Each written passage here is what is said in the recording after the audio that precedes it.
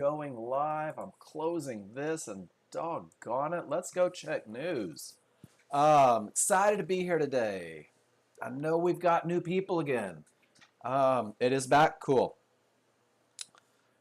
So, guys, for my new people, it was awesome. We had new people yesterday. We have new people today. I'm going to let you in on a secret. I say the same thing every morning in the first hour. Um, I talk about advantages. That's really what we focus on in the first hour is being able to recognize an edge, guys. And that's what the indicators do for you is they give you the ability. Hey, Syed, I heard you were going to be here. It's great to have you in here.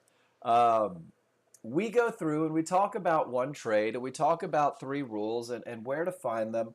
And everything revolves around advantages that I talk about each and every day. And one of the first advantages that you can give yourself is being aware of when high impact news releases are coming. So, part of my morning routine, wake up, have a cup of coffee, open my charts, and I come here and I check forexfactory.com/calendar.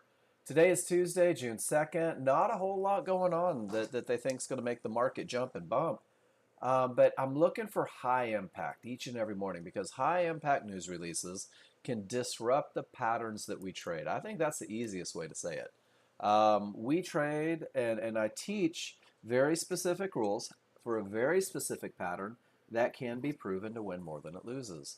When high impact releases come, it can disrupt those patterns. So being aware and then making the choice to not trade into them typically is a great way to do things. Now, what we're going to talk about, and everything that I always talk about, comes from the Nexgen page, guys. NexGenT3.com, you've all been there. If you go to the trading guides, this is where all the answers come from. I'm working on becoming a smart human being, and this kind of helps me get there. Because what we talk about every morning is what we call a high probability trade, guys. And this high probability trade is a trade that typically wins 70 to 80% of the time. Um, it is the best of the best, the way I teach it in the first hour, guys. But I want to remind you, this is a foundation trade. This is not the only trade that you can take.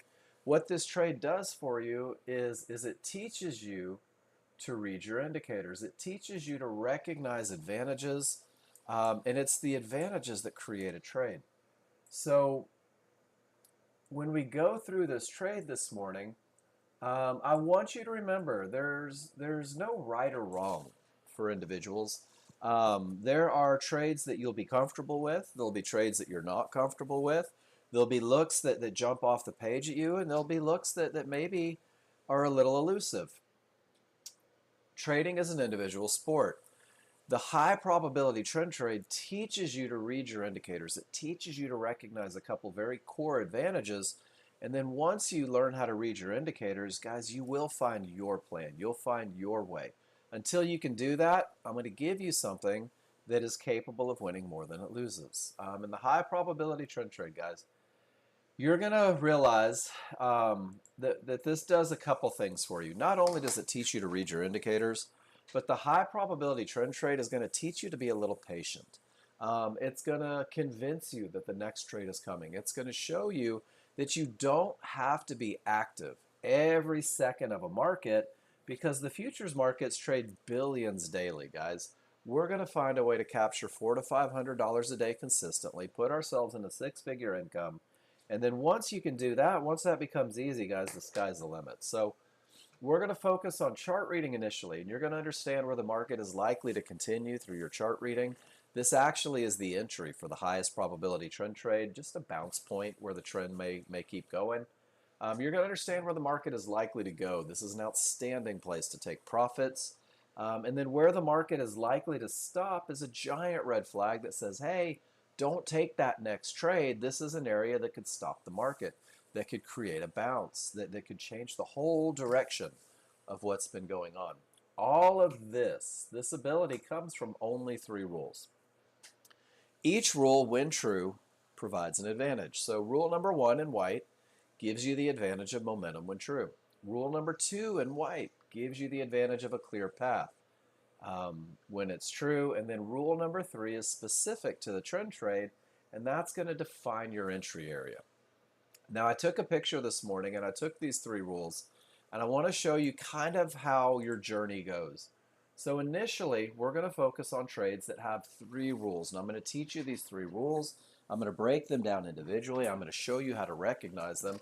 And your job is to be in a position where you can say out loud when you look at your charts, I have momentum, clear path, and entry. This is a high probability trend trade. And then because you recognize these three, that was weird emphasis on the word.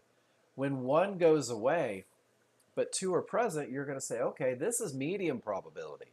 I'm no longer in a high probability scenario. It doesn't mean that there's not an opportunity. I might have to manage it a little more aggressively. And then when two of the three go away, you're going to say to yourself, well, this one's kind of low probability. It doesn't mean that I can't take a trade. I'm in control of my entries, but it means that I'm going to put my management hat on and I'm going to be pretty darn aggressive. I'm going to protect my interests and take quick profits because I know my advantages are going away. So we're going to look at these three things. And guys, you're going to be in control of the entry. You're going to be in control of the advantages that you have. But when you know what's working for you and against you, you can make decisions not only on entering, but also on the management side of things. And I took that and made that picture this morning for you guys because I don't want you to feel like this is the only trade. There's so much opportunity once you understand these three basic concepts. So these three rules, these concepts happen on only two charts. So Syed, one of the things you're going to realize, and do I have my other new folks back today? Victor's back. Awesome. Guys, you're going to see that the large chart, the chart on the left side of your workspace, guys, this leads the way. This sets the tone. Your first two rules are met on this large chart because it's a very slow chart, and things don't change very quickly on a large chart. You'll be able to define the direction of the market. You'll be able to define whether or not you have that advantage of momentum, and you'll understand whether or not those termination conditions, those likely to stop the market areas, are present. So direction, momentum, and areas. You'll be able to use the first bar, the most current bar on a large chart, to define rules 1 and 2 being met. This is a very broad stroke of a brush. It shows the overall opinion of the market.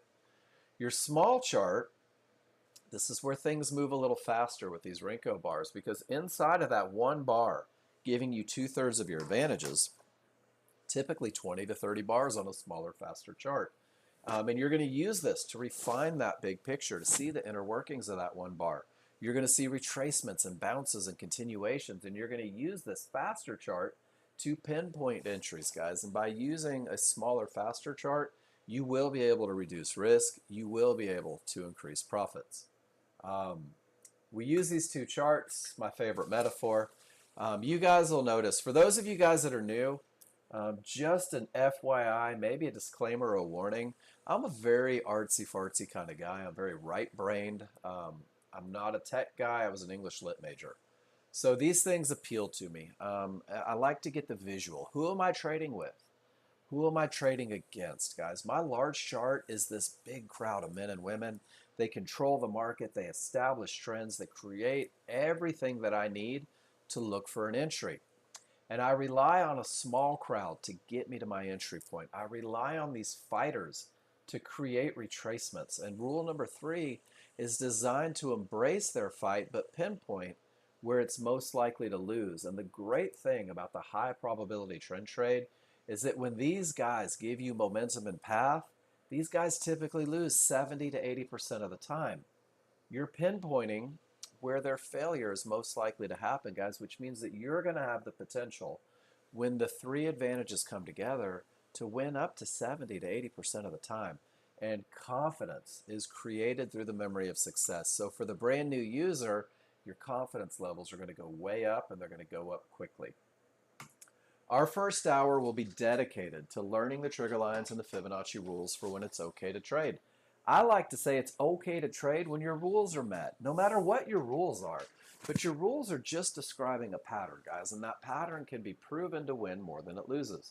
So we're going to discuss the rules for the highest probability trend trade we could ever teach.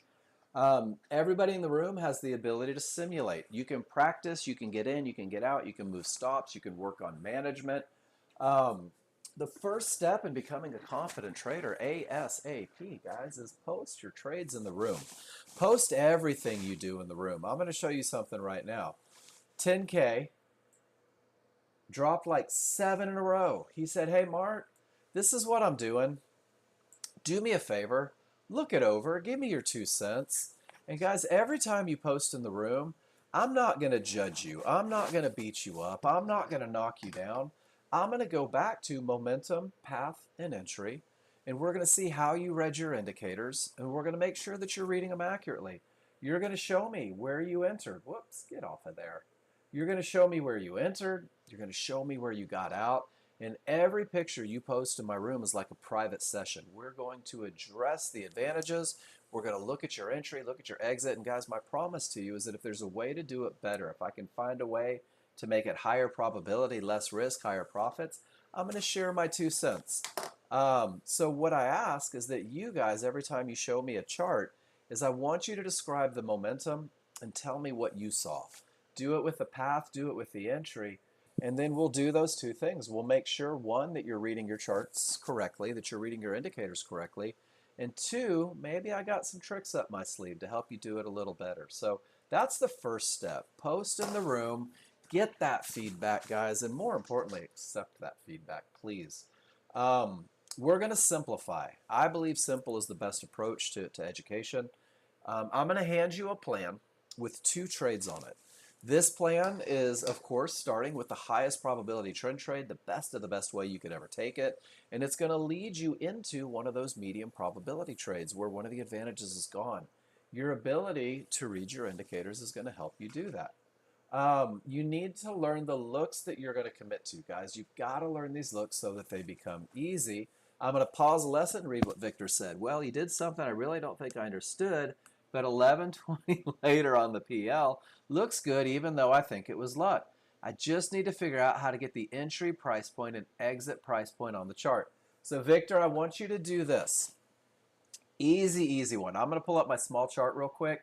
Are you with me? You ready to follow along? I want you to right-click on your small chart, and I want you to go to Data Series. And then from Data Series, you're going to scroll all the way to the bottom. And you're going to see Plot Executions. Make sure that it says Text and Marker. And what that's going to do is that's going to put your entries and your exits on the chart. It's also going to show the price where you entered and exited. And then do me a favor, take a picture of the trade that you took. And whether it was rules met, luck, whatever, let's talk about it. Just tell me what you saw. Tell me what you thought. Tell me what you felt. Tell me why you did what you did. And man, I won't knock you down or go, oh, Victor, you're doing it all wrong. I can't believe on day 2 you're not a genius. We'll celebrate the good, and we'll try to weed out the bad together. But that'll get you where you need to be to see where you got in. Guys, learning these patterns. Yours wasn't like that. What does that change do? Are you talking about plot, text, and marker, Jared? So what this does, no worries. So what that does for you guys, and this is good because if you're showing me entries and exits, when you plot text and markers, it means that when I get in and I get out, I've got my entry. It shows me how many contracts, where I got in, and it gives me a blue arrow because I bought it right on the right side of the bar. And then for my exit, it gave me an arrow on the left side of my bar, and it showed me exactly where I closed out that trade. So what it does, Jared, is when you're presenting trades in the room, it shows me exactly where you entered, and it shows me exactly where you exited. And what you'll find is when you're learning the software, very often you may get in a little bit early, and this helps me see that you're jumping the gun.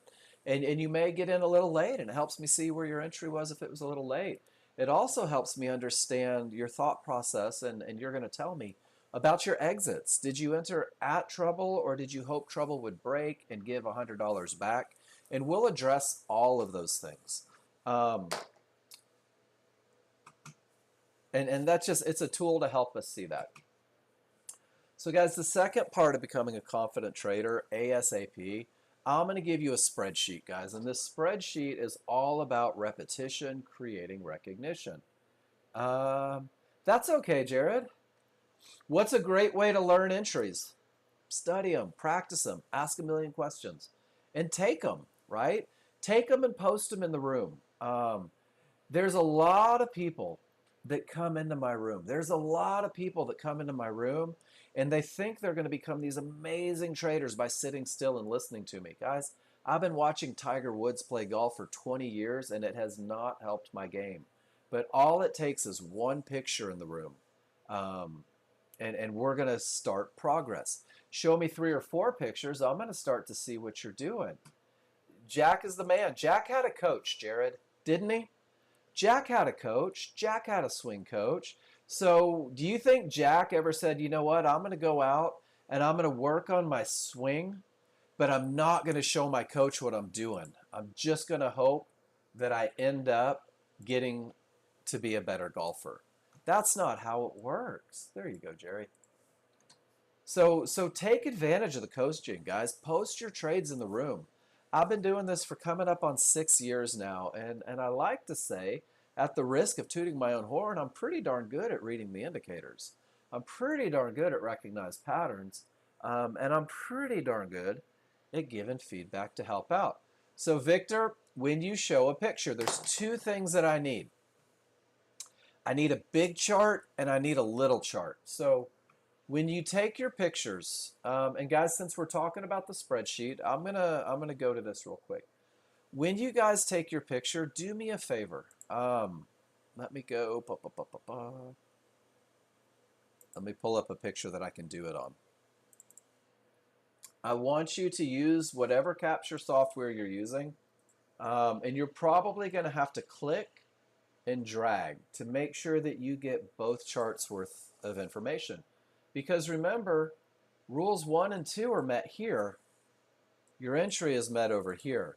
So Victor, when I look at your chart, what I'm running into is, I don't know what the sonar thing is it looks like you had a lot of momentum.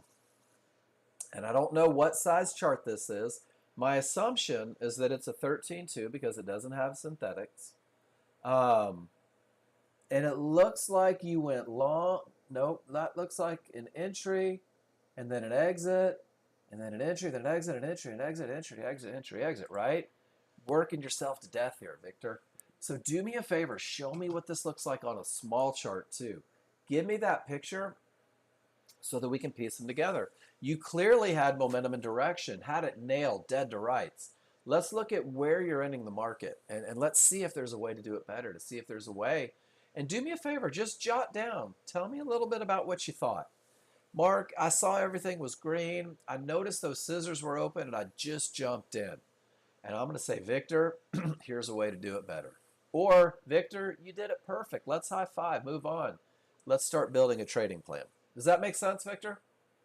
I love that you're willing to show a picture already. But give me all the information, man. I'll give you the best feedback I could ever possibly give you. Posting your trades in class, guys, and then use the spreadsheet. I'm going to drop mine in the room right now. Repetition creates recognition, guys. I've been saying that for as long as I can remember. And the spreadsheet that I gave you is designed to do a couple things. The first tab is recognition of the basic rules and when the rules aren't met.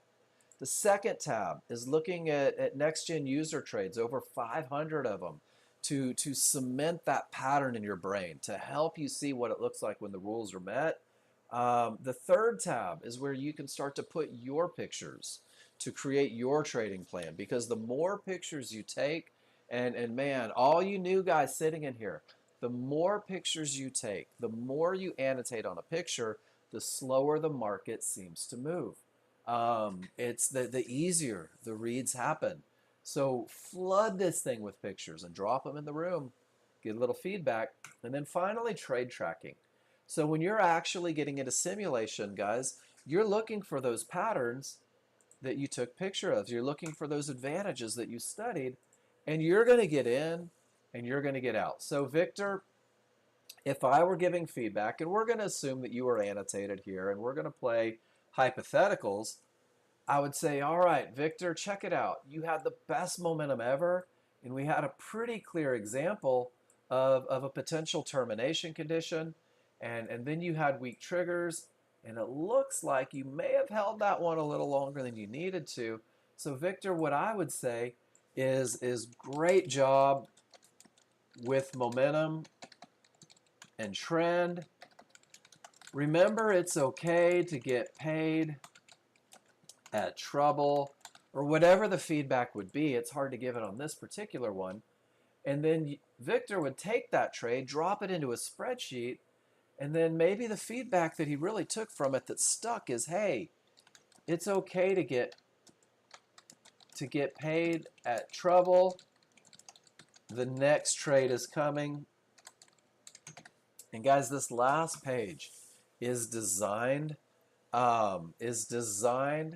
to take your trades, to identify the advantages, and then to take the feedback. And if you come back and you study this every morning, the trades you took yesterday, look at them in the morning. It takes 2 to 3 minutes. What did I do great? What worked? What didn't work? What do I need to focus on to help me be more consistent? What do I need to focus on to avoid some of the mistakes I'm making? And what it does is it sets you up for the day and your focus for the day.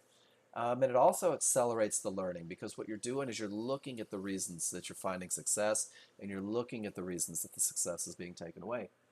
You saw the open scissors on the big chart. I'm going to open this, I'm going to look at it, and not quite really where I can see it. You saw the momentum was changing on the 5-1, but it looked to me the momentum was still maintained, so you entered the trade. Then everything went haywire, and somehow I had several open trades, could not close them all. NinjaTrader, yes, held overnight. So in the real world, you're not going to be able to hold overnight, or your broker is going to call you for a giant margin call. Let's talk about some scaling issues, and this may be why you're having challenges on entering and exiting. So guys, when you're scaling charts, I'm going to show you just a little heads up for my NinjaTrader users. This is my small chart, so I'm going to bump it off screen, and I'm going to push it forward. So you'll notice that I don't see the market moving, and it's kind of stuck, and I'm like, oh my gosh, what's going on? Guys, this F up top will always recenter price. So if it's way up here off the screen and you just don't see anything, click F, and it'll bring it back into view. But if there's no motion, click the arrow, and it'll bring you back to where you need to be. So Victor, do that. If you did that with both of your charts, what you would be able to do is it would be easier for you to scroll back. And I know exactly, I remember that look from yesterday, to be honest with you. It was right, oh, this is the ES, and that was crude oil. Why does the market not move? Well, there's a couple reasons, Boaz. Like, it could be because the buyers and sellers, neither can take an advantage, and they get stuck in a spot. The market may be closed. You may not be able to see the market moving. The market moves because buyers and sellers enter and exit the market, because they put money into the market, because the seller said, hey, let's keep selling and keep momentum going. The buyer said, hey, let's keep buying and keep momentum going. So the market moves all day long. The challenge is it doesn't always move as fast as you guys want it to move. I believe that was your trade right there, Victor. Sure looks like it. And what you're going to realize is, no, that wasn't it.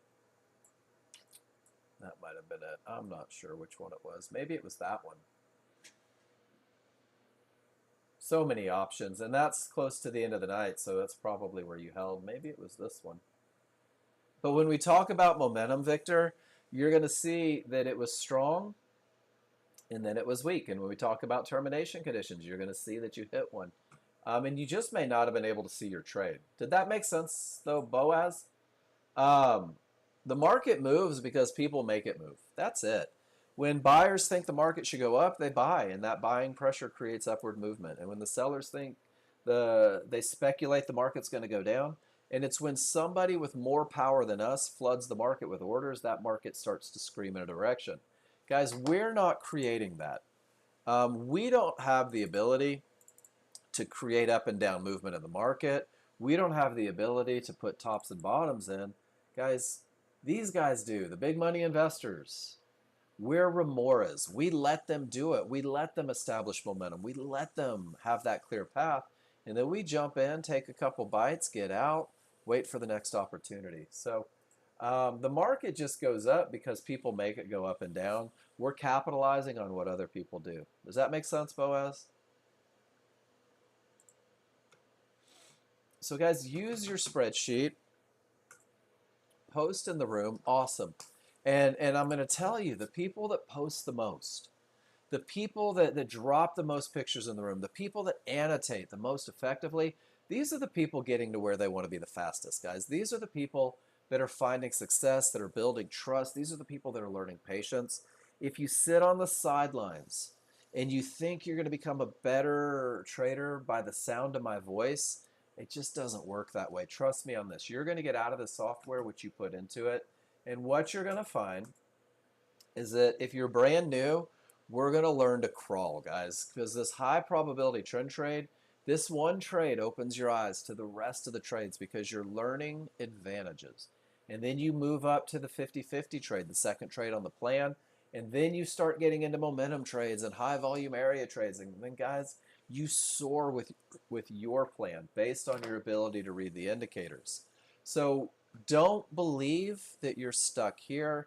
Don't believe that I'm trying to hold you back. Understand that what we're doing is we're creating an amazing foundation with only 3 rules. We're learning to read indicators, understanding that there's so many more opportunities in the market. And I want you new people to pay attention to the more experienced traders that post in this room. You're going to see a lot of trades that don't have these 3 advantages, and it's going to be based on their ability to read the indicators. So let's learn to read indicators.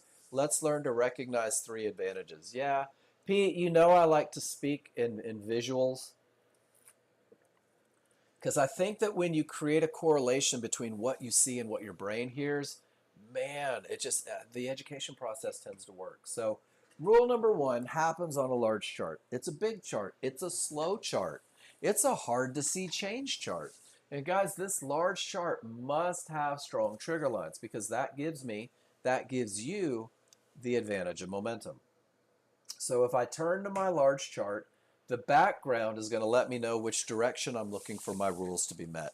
If the background is green, it's going up. If it's red, it's going down. And one of the cool things is the only way that I can have strong triggers is if my trigger lines match the color of the background. So in an uptrend, small and large must be green. In a downtrend, small and large must be red.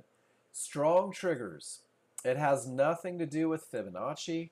It has nothing to do with areas, with price bars. Strong triggers means that your small triggers have broken away from the large triggers. They're above the large triggers in an uptrend. They are below the large triggers in a downtrend. It's that space that lets me know they're strong. I want you to picture scissors. And when scissors are open, guys, you can cut. You can get work done. When the separation is there, the strength is present. Those open scissors let me know I have strong triggers. When I have strong triggers, the odds are favorable for the market to continue in the direction of the trend. Momentum is typically the easiest lesson anybody ever gets to learn. When I have strong triggers, the odds are favorable. Odds favorable momentum is what you're going to hear in this room a lot. Odds favorable. It's the market is pushing. This is what it takes to break key areas. This even covers some of the mistakes that new users make, guys. And when I have strong triggers, I've got this confidence because I'm thinking, man, that's going to be hard to stop. But when my scissors close, when those small triggers work their way inside of the large triggers, this is when I have weakness, not strength. And when I have weakness, anything can happen up or down. So when we talk about strong triggers, guys, and we're talking about the idea that momentum is our first advantage because momentum is hard to stop, what you're going to find is that momentum is not a forever thing. You're going to see separation and you're going to identify strength, and then it's going to become weakness.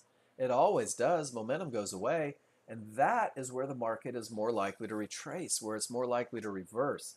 And then it creates strength, and then it goes back to weakness, and then it creates strength. And guys, then we get indecision. This is why I discuss the colors needing to match. If the background is green and the trend is up, but the large triggers are red and down, you don't have the advantage of rule number one. You don't have strong triggers. If the background is green and both triggers are red, you don't have the advantage of momentum. So we're waiting for everything to agree, and sometimes you wait for a minute and sometimes you wait for an hour. 90% of your day is spent reading indicators. 90% of your day is waiting for the best of the best. Let's go look at a live market. I'm going to pull up crude oil. And there it is. Strong triggers. It pushes, it pushes, it pushes. It becomes weakness. And sure enough, that's where the retracement comes. Strong triggers push. It becomes weakness. And sure enough, that's where the retracement comes. Man, there may be something to this. Strong triggers push up. There's your weakness and a bigger retracement. Guys, is everybody good with that? This is typically one of the easier lessons. It's not hard to recognize strong trigger lines. What's difficult is to wait for strong trigger lines. But can you give me a why? Separation is strength. When they close, it's weak. This is your advantage. This is your 90%. Everybody's good? Don't be afraid to give me a Y or an N, guys. If I say, hey, is everybody good? And somebody drops that big magical N in there. No, Mark, I need a little more. Guys, I'll give you a little more. I promise I will. I don't have a schedule. I don't answer to anyone on the pace of this classroom. Once I have momentum, rule number one's in place, I have to make sure that there's nothing in the way, guys. Termination conditions. Those are those likely to stop areas. Termination conditions can create untradeable bounces. Termination conditions can reverse the market completely. And when there are none present, I'm going to have room to my profit targets, guys. We're just going to call it a clear path. So when I take a market where the odds are favorable for it to continue in the direction of the trend, and I make sure it's not trading into an area that can stop it, I have everything that I need to build a very solid, consistent, profitable plan, guys. These first two are your core. Well, what is a termination condition? Guys, it's essentially a horizontal line on your large chart. When you look at your large chart, you're going to see areas. Areas are divergence highs, divergence lows, Fibonacci resistance, Fibonacci support, and yellow one-to-ones. These areas on a large chart, these horizontal lines on a large chart, this is where the large crowd is making decisions. This is where the large crowd says, hey, we've been in this trade long enough, let's take profits. Or Boaz, this is where there's a million sellers waiting for the market to get to their entry price so that they can flood it with orders and push it down. Lines on a large chart, guys, this is where decisions are made. And if you look at a large chart, you can see how often the market changes direction right at key areas. It's pretty amazing how accurate the fibs are. So I'm going to give you a pretty simple recipe to identify a termination. And it begins with letting the large crowd get to the area. It begins with the large crowd reaching Fibonacci resistance. So price bars reach Fibonacci resistance. Price reaches the area. All you have to do is say, where are my triggers? It's that easy. If you want to put a preposition at the end of the sentence, guys, you could say, where are my triggers at? That works too. I'm not the grammar police. If price reaches resistance and my triggers remain below resistance, resistance is a termination condition. Every line that you reach on a chart will be a termination condition, at least for a moment, guys. I have never seen the triggers break an area before price. So if price reaches resistance, we're done with price. The triggers tell the story. If they remain below resistance, resistance is a termination. Rule number two is not met. No trades into the area. If price comes down and reaches Fibonacci support, where are my triggers? My triggers are above support. Support's a termination condition. No trades into the area. And guys, it's a very simple approach to not putting yourself in a position to hope the market continues, because you can see visually that you've reached an area where decisions are being made. This is what it looks like in the moment. Price is going to reach Fibonacci resistance, and those trigger lines remain below, and you're just saying to yourself, man, sit on my hands. There's nothing to do. Wait for the reaction. And this is what could happen. I'm going to cover that one up. And the first thing that could happen is the area could create what I call an untradeable bounce. And what that means is that you may get a spike the opposite direction large enough to create a loser. The area could break and just keep continuing in the direction of the trend, or the area could reverse, guys. And the one thing that I want you to accept from day one is I have no idea which of the three it will be. I'll wait for the reaction. And what happens, once you believe you're not in charge, it takes a lot of the stress out of trading. So this is what could happen in an area, guys. It could break, it could create a spike, it could reverse. I'll never know what it's going to be. So rule number 2 simply says, don't trade into the area. This is what it looks like when an area stops the market. This is what it looks like when an area breaks. Areas break all the time, typically with odds favorable momentum. So number 1 here, price reaches Fibonacci support. Where are my triggers? My triggers they're still above. Every line's a termination condition. Sometimes it's for a second, sometimes it's for a day. Who knows? Absolutely no trades into the area. Let me wait for the reaction. If the area is really going to break, guys, those small triggers are going to smash through that area. They're going to get 3 or 4 points beyond it. And you are going to have odds favorable momentum. So with strong triggers and the small triggers blowing through the area, this area has the potential to break, guys. This is a medium probability scenario. Taking advantage of the potential to break is actually the second trade on the plan I'm going to give you. But for the high probability trend trade, if we're waiting for an area to break, we're waiting for both small and large triggers to get below the area of support. The trigger lines tell the story. No trades, wait for the reaction. Potential to break. Now the area is broken, guys. And once the area is broken, the path will remain clear until you reach the next area. You'll notice that support behaves as resistance, and the same is true the other way. Resistance will behave as support. So if we go to this chart, yellow 1-to-1, stop the market. Stop it cold. This is like the greatest lesson on why rule number 2 is a rule. Price reaches support. The triggers don't both get below. We're not taking the trade. Divergence high. Triggers can't get through. Not taking the trade. Yellow 1-to-1s. Resistance. Support. Support. That one had the potential to break. Guys, rule number 2 is a rule because more often than not, if you trade into an area that the triggers haven't broken, it's going to result in a negative outcome. Termination conditions are going to keep you calm. They're going to keep you patient. You're going to find that you don't care to trade into them because this is where money is lost. And this was, I believe, the day before Thanksgiving. Yeah, November 27th. This was 36 instances where rule number 2 kept you out of a loser, and 10 times waiting for the area to break resulted in money made. So rule number 2 is a conglomerate of thousands of pictures that have proven that it loses more than it wins, but they do break. This is what it looks like.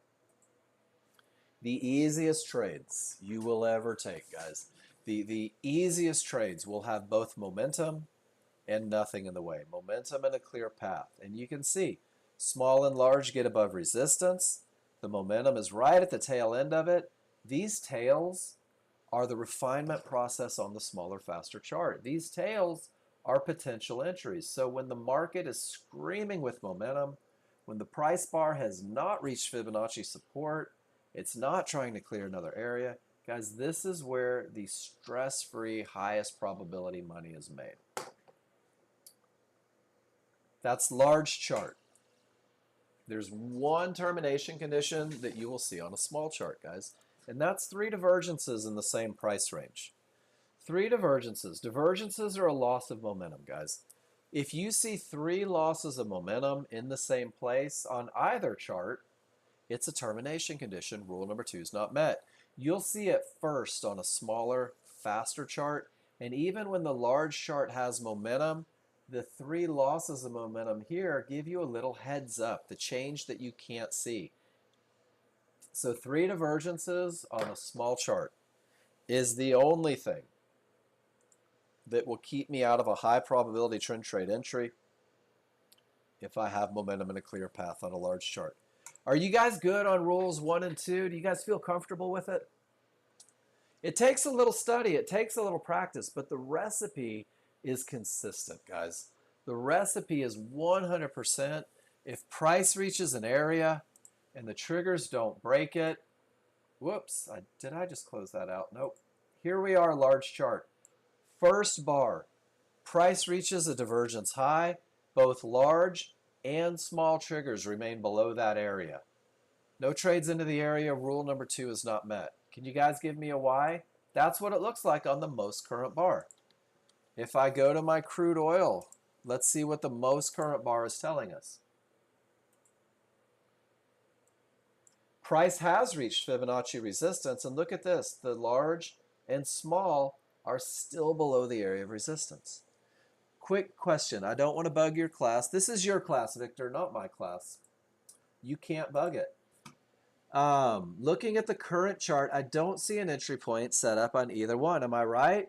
Yes, 100%. Victor, I don't have momentum. Smalls are below the large. There's no clear path below me.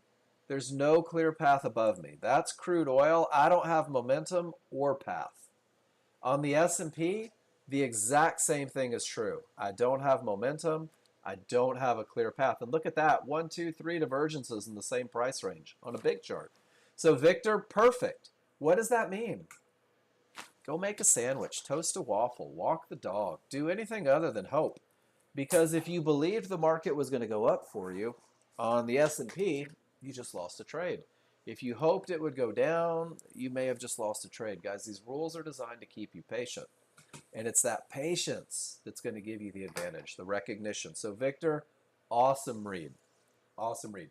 Guys, I need about 1.5 minutes. I'll be right back, and then you guys are going to learn how to enter the market with some crazy accuracy. Back in just a second, guys.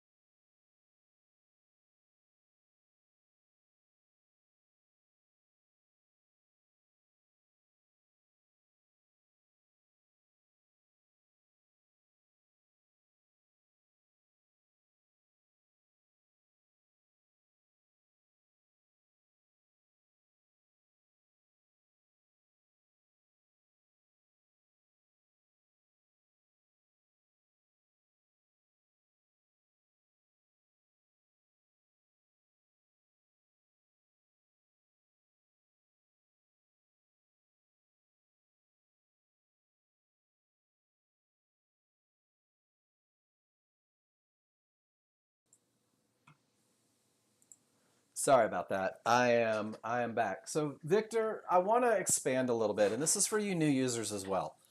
Every time I look at a chart, and I'm looking at a large chart, right? I don't even have to look at a small chart yet. I'm going to do this.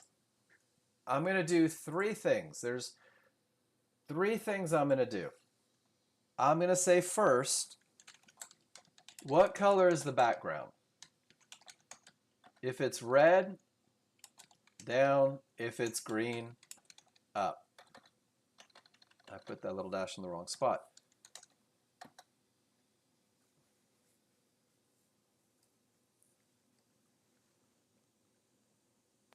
So, Syed, what I'm doing right now is we're laying a foundation, right? We're laying a foundation so that you can see some very basic advantages. And I also want to throw this picture up. This is what it feels like on day one, my friend. I promise you, we have all been there. It feels like a ton of information coming at you, and the language doesn't make sense. And what is this and what is that and how do I use it? And this is one of the reasons why each and every day I really do say the same thing. And each and every day we focus not on the trades, because trades are a byproduct of the advantages. These advantages describe a pattern. So I always encourage new users, and you can do this whatever way you want, but there is a way that works out wonderfully. Today, all you're doing is you're kind of listening in. You're auditing the class, right? I've never been in a forensics class, but I'm going to audit it. I want to hear what the professor has to say. You're going to get an idea of how I teach, how I go over each individual idea, how we're going to link them together to create a trade. You can walk away and go trade if you like. That's your right. But if you sit through this, suffer through the first hour before you leave, you'll see how this all comes together to create a trade. You'll see how we can take 3 advantages and enter the market in the highest probability trend trade ever, and then go practice it a little bit. Go look for some momentum. Go look for a clear path. And I'm going to give you a lot of stuff when we're done going over these rules. I'm going to give you some things in this zip file right here, just in case you ditch me now, that goes over all of these concepts individually, how to study them, what they look like, and how to piece them together to create a trade. So I understand the overwhelmed feeling. I've been there. I think everybody's been there. Victor, you're day 2, right? Victor's day 2, and Victor on day 2 is already recognizing when the rules aren't met. And guys, this is it. It's a progression. So I don't ever tell you guys what to do, but I'd love to see you stick it out, at least for the first hour, and see how it all comes together. Because we're going over large chart advantages, and when you recognize these, life is good. And then once I define the background color, whether it's up or down, I'm going to say, do I have strong triggers? This is rule number 1. And if the answer is yes, well then I'll go to rule number 2. If the answer is no, no trade, rules not met.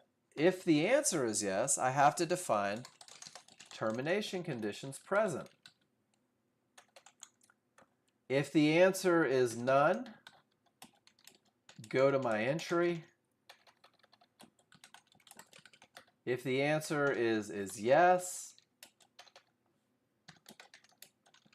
no trade, rules not met. And it's just a flow chart.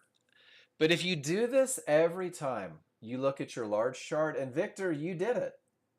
And you said, wait a minute, I don't have what I need to enter a trade. And I'm telling you, that's day 2, and you already know that you don't have what you need to enter the trade. This is what we go through every time we look at a large chart. So it's either rules met, let's go find an entry, or it's rules not met, let's wait for the rules to be met. If the rules are met, guys, we're going to use a limit order to buy or sell a pullback in an area inside of triggers. So Miss Kathy, I know that you're working on entries. Embrace the recipe. We're going to use a limit order. We're going to wait for the market to come to us. And we're going to wait at an area, because the same way on a large chart, these areas can create bounces. They do it on a small chart as well. But this area is going to create a bounce, hopefully, in the direction of the large chart momentum and direction. And the key to entries is that your areas are inside of the trigger lines. So large and synthetics, your entry chart will have 2 trigger lines. It'll have the smooth large, well, actually 3. It'll have the smooth large triggers. These are the ones that you can use against the small. Hey, look, there's separation. The scissors are open. I have strong triggers even on a small chart. The look is universal. But you're also going to have synthetic triggers. They look like they have steps. And those synthetic triggers, guys, are nothing more than the large triggers from the large chart, because there's this cool phenomenon that happens is price returns to large triggers. Price accelerates away and it returns, and it accelerates away, and it always seems to come back to that moving average. When you look at the two charts together, whoops, if I put a circle on the large triggers of the large chart, you can see price pulls back to it. And it happens on the small chart as well. Price accelerates and pulls back to the triggers on the small chart. So your entry is going to take advantage of that thing that happens each and every day. And you're going to buy or sell a pullback in an area inside of the triggers. So this is the recipe for defining your entry, guys. When the rules are met on the large chart, when the large chart has a green background, when the large chart has odds favorable momentum, strong triggers up, and when the large chart doesn't have a termination condition present, then and only then will I go to my small chart. And guys, your small chart, when the rules are met, is somewhere in this zone right here. And it's going up, and it's going up strong, and your brain is going to tell you that it's going up without you. And this is where I see a lot of new users jump in and hope for the best. And that's okay. When you've got momentum and path on both charts, guys, there's a lot of money to be made just jumping in. But for the high probability trend trade, we wait for a reversal bar. We wait for a down bar after all of the up bars. This reversal bar, it signals the beginning of the pullback. It says that the small crowd has begun their fight. You can identify where that fight is most likely to go, where that retracement is most likely to go, by identifying the top of the large triggers to the bottom. And this is your retracement zone. And the market is most likely to retrace somewhere inside of those trigger lines. But trigger lines don't create bounces. Trigger lines are not what we need for a ricochet. So you're going to identify areas, fibs, midbands, and yellow 1-to-1s inside of trigger lines. So here I have a midband. Here I have yellow 1-to-1s. This blue box shows me the range between areas inside of trigger lines. So the market may come to the midband and create a bounce. The market may go to these 1-to-1s and create a bounce. I'm not sure which one it's going to be. I can't predict. But I can say that this blue shaded box is where the market is most likely to bounce and continue. This blue shaded box is where the small crowd is most likely to fail.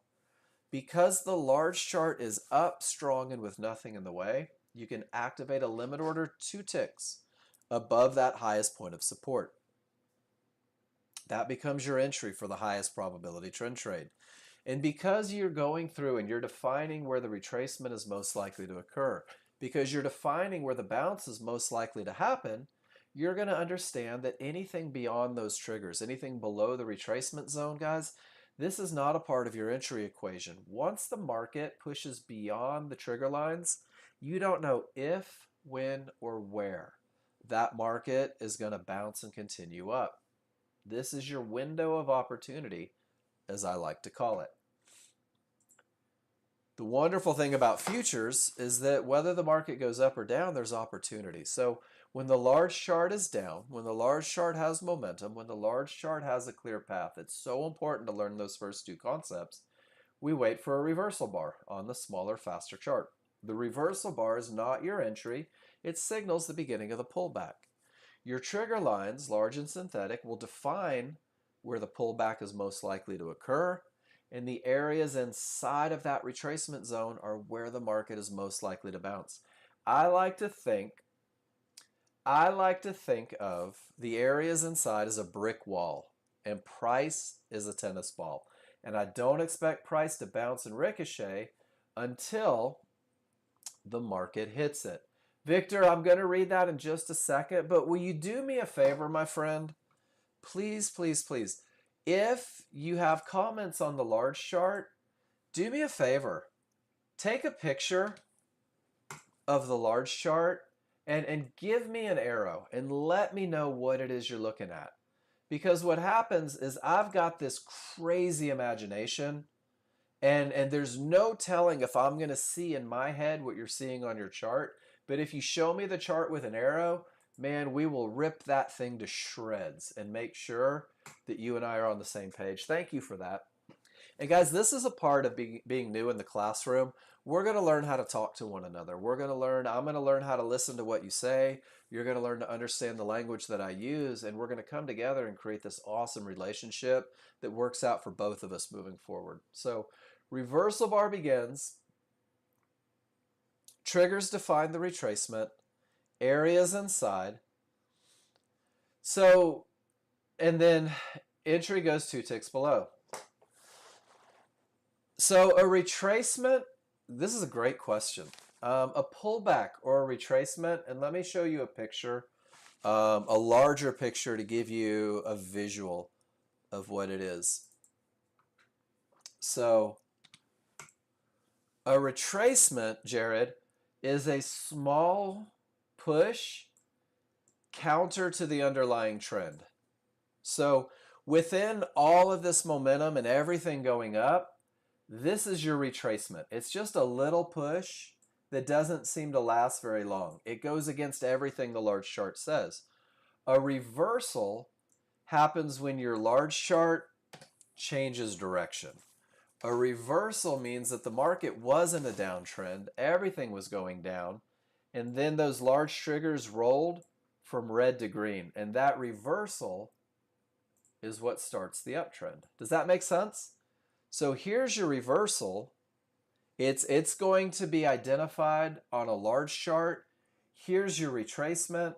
You're going to see that on the small chart. And guys, we're going to take advantage of that retracement because it's a little blip on the radar. The large chart says up and strong. Thank you for that.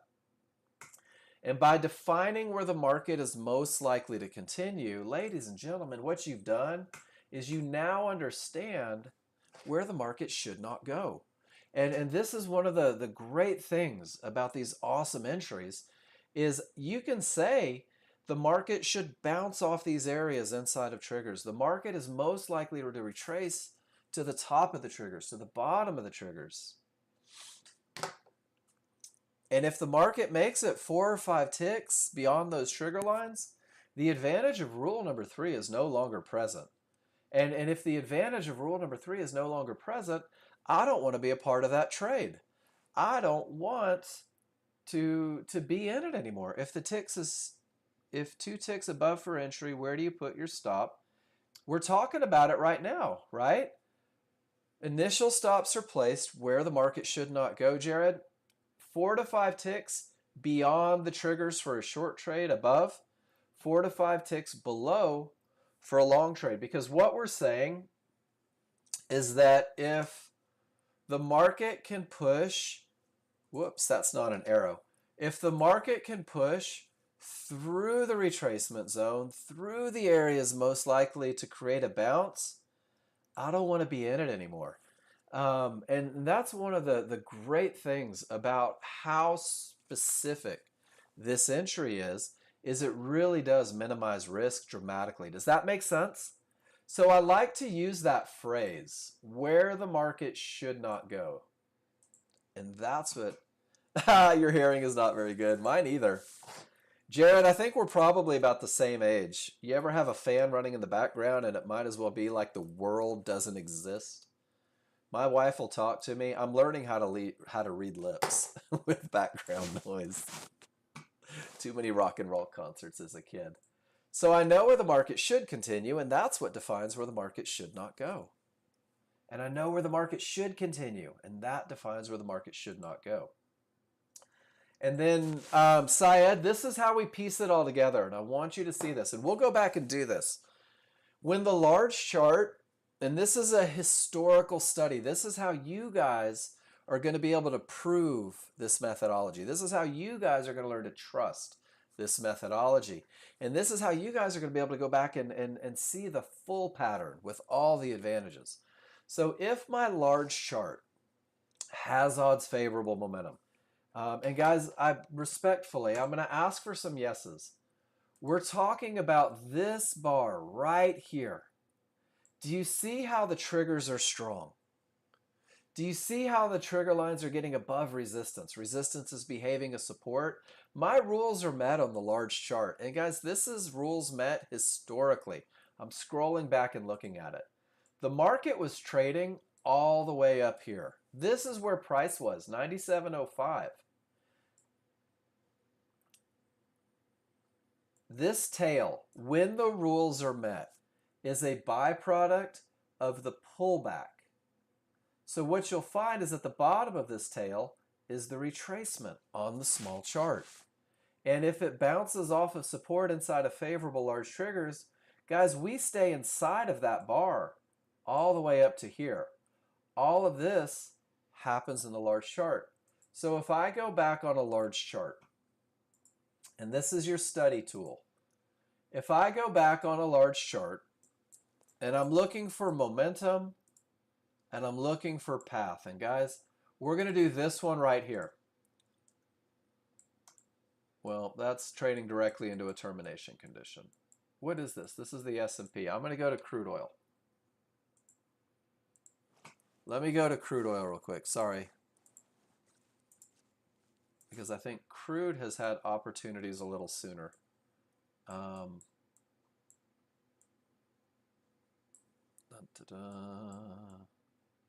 Here we go. And notice that I had to scroll back a little bit.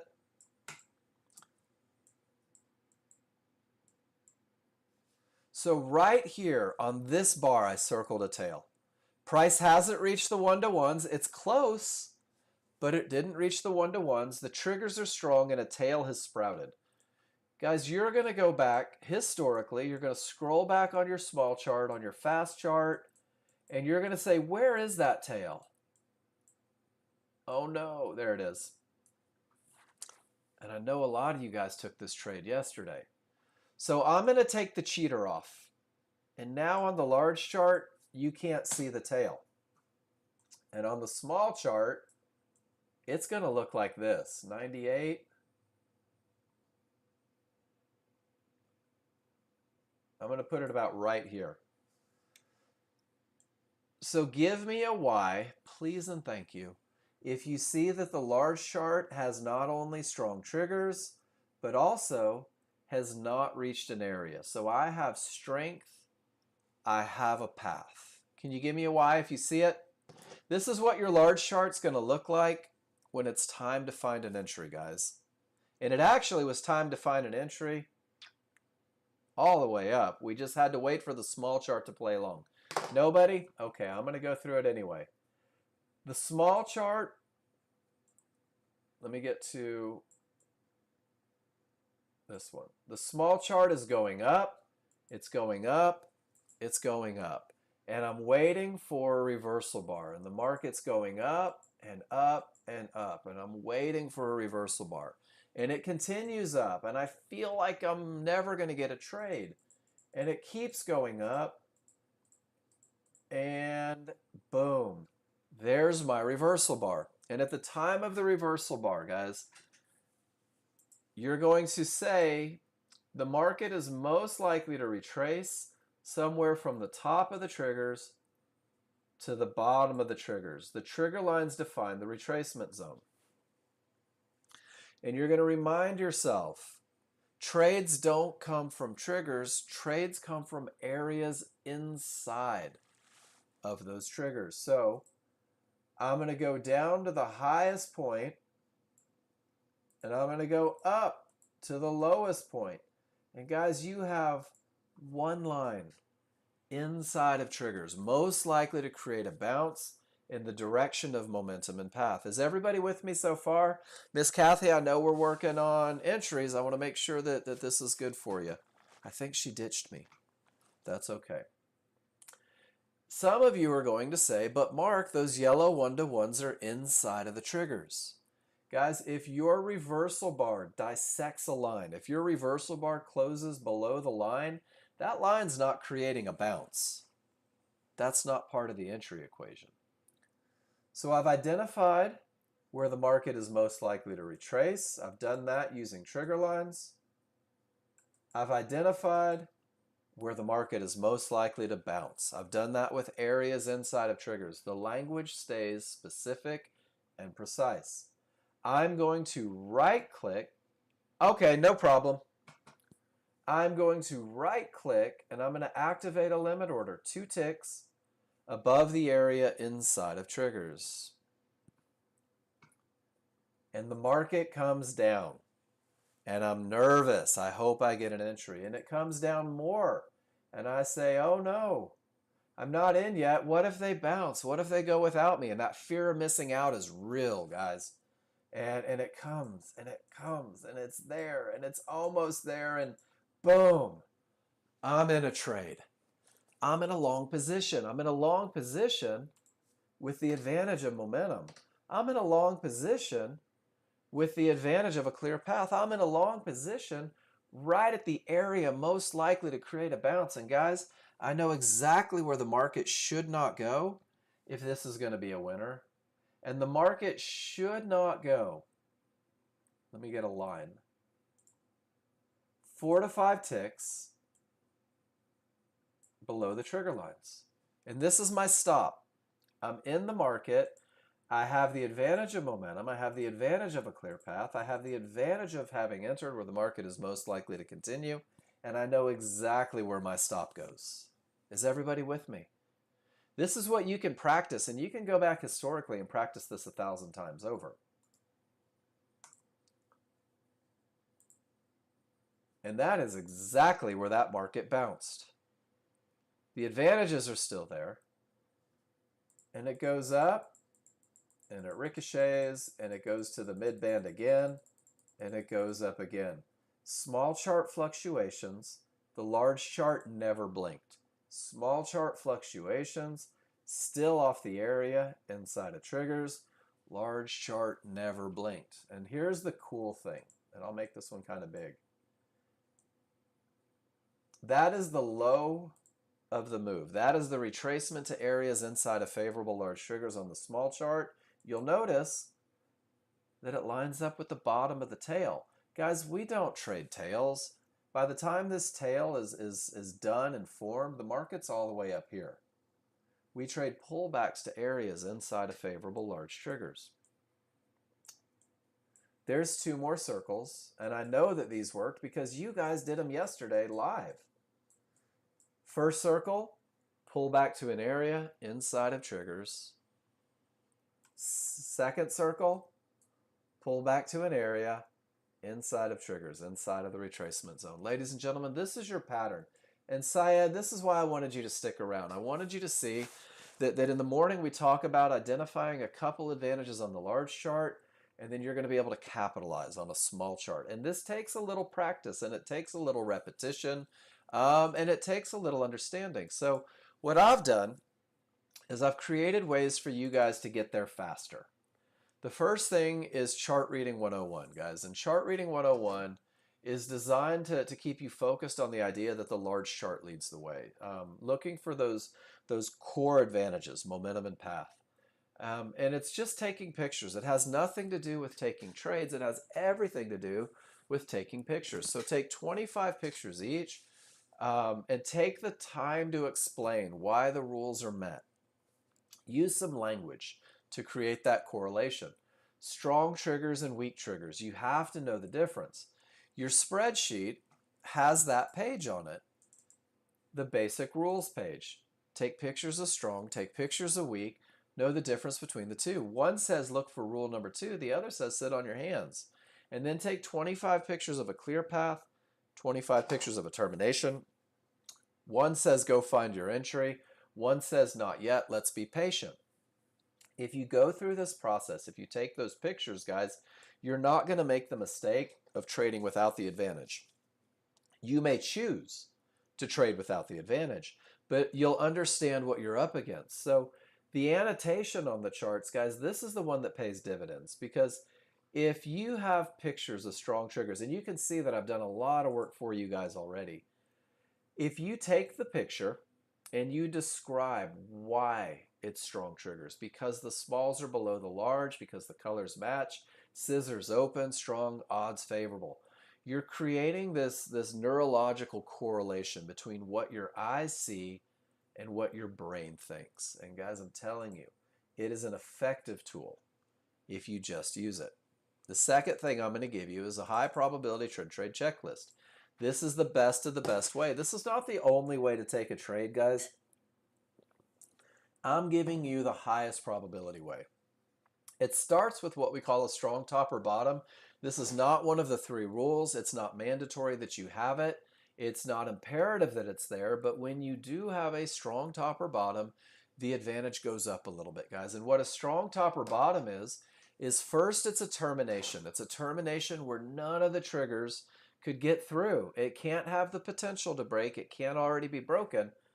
Absolutely no triggers make it through resistance, and then the market reverses. So this goes back kind of the difference between a reversal and a retracement. You have to have a reversal from the termination. Now it's a strong top. First it's a termination, and then it's a reversal. Now it's a strong bottom. Guys, a strong top or bottom is the precursor to the highest probability trend trade that you could take. As you begin learning these high probability trend trades, really focus on whether or not you have a strong top or bottom, because that's rule number 1 for the second trade on the plan. It's going to ask you on the checklist, do I have strong triggers? If the answer is yes, this is exactly what it looks like as you're taking your pictures. Go to termination conditions, because it says that none should be there, which means that it can't be this look, but rather it has to be this look. As you're taking your pictures, know the difference between the two. And then defining entry, guys, precision. There's your pictures, and then here's the checklist, just printable version. Print this out, put it on your desktop, excuse me. Take your most delicious crayon and make sure that you can mark yes to each of these. That's the best of the best. It's not the only way, it's the best of the best. I've never had anybody in the history of this checklist be able to truthfully mark yes to all 4 and do worse than 70%. This checklist is designed to optimize your chances of success. This checklist is your foundation trade. It's your core trade. It's the open your eyes to the other trade, which is why that checklist is the first trade in the KISS plan. And the KISS plan is what I give you guys every day. This is the Keep It Simple Sunshine plan, and it is a stepping stone. This is the first trade, not the only trade, not your get-rich trade, but it opens your eyes to the get-rich trade. Ron, I owe you a nickel. Guys, it's designed to optimize your chances of success. That means it's the best of the best. Through simulation, study, class feedback, and continuous practice, you're going to create a plan. You're going to find your way, guys, and it's going to be based on your ability reading the indicators. So as a brand new user, it's okay to keep it simple. There's 2 things you have to know before you sit down to trade and you're not on simulator. You need to know why you're going to enter the trade. Because my rules are met. That's the answer. Because my rules are met. No matter what your rules are, you're entering because they're met. Because your rules describe a pattern, guys. Your rules can be proven to win more than they lose. Your rules should be tested. They should be back tested. They should be verified. They should be validated. And you should trust them enough to never hesitate when they're met. And if you really do the study on the high probability trend trades, guys, if you go back and circle tails, if you go back and look at advantages, if you simulate these and practice them, you're going to realize that anything that wins 70 to 80% of the time is obligated to lose 20 to 30% of the time. So you know every time you take a high probability trend trade, you'll never know whether it's going to win or lose, but you know that you have an edge. And knowing that you are not sure of what the outcome is going to be, it pulls some of the emotion. It takes the stress off, guys. So define your entries, and you exit when these advantages go away or you hit a profit target. So we spent an hour defining entry, and then you've got to do something with it. You've got to manage it. Guys, great entries create very manageable trades. And Victor, I realize that I just ignored your picture and your question, and I apologize for that. I got in a little bit of a groove here. Let me go through management, and then I'm going to come back to your picture, Victor, before we take a break. I apologize for that.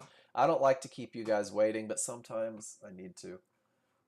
Great entries create manageable trades, guys. And the management in the KISS plan, I wrote this to do two things: to teach you where to put your stops, and then also to get you focused on getting paid. Because so often new users want to hit home runs every time they get up to bat. And trading isn't about making all the money at once, it's about making the money consistently. I firmly believe that. So your management plan is based on two contracts, and it's focused on stop placement, and it's focused on getting paid. No worries, 10K. We've got a little bit of time. Let me know when you're back, though, okay? And you're going to create your own plan when you learn how to read the indicators. You're going to create your own plan for management, guys. This is the most basic, pragmatic, if-then way to manage a trade. And this management, these pictures are not only in the plan, but they're also in the spreadsheet, so you can go back and study them. It's just if-then. Because I was the king. I'm going to share a story. The first time I went live, I lost 21 trades in a row. And I lost $5,000 over the course of a couple hours because I didn't know why I was entering and I didn't know why I was exiting and I didn't have a plan and I never took a picture and I never participated in class.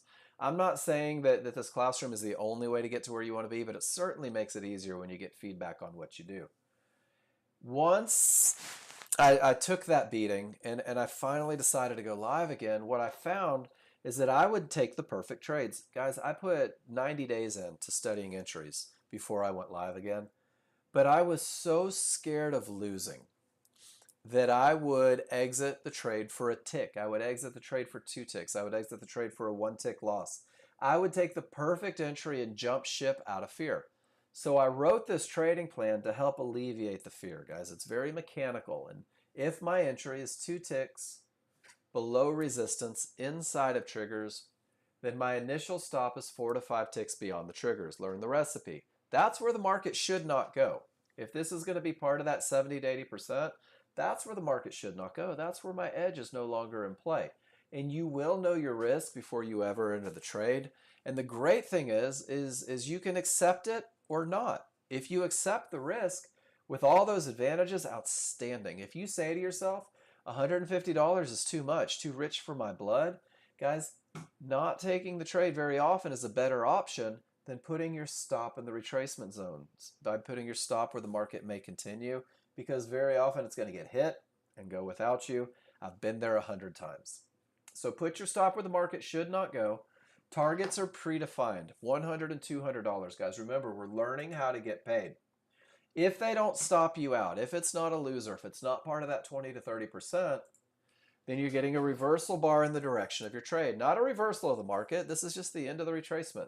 That reversal bar going down in the short trade says that you are now going down with momentum, with path, and from the area where you are most likely to go down from. You will redefine where the market should not go, and your new stop is 2 ticks above that reversal bar. And you now have $30 worth of risk as opposed to $150 of risk per contract. And there's nothing to do. You're either going to get stopped out for a very small loss or the market's going to go to your first target.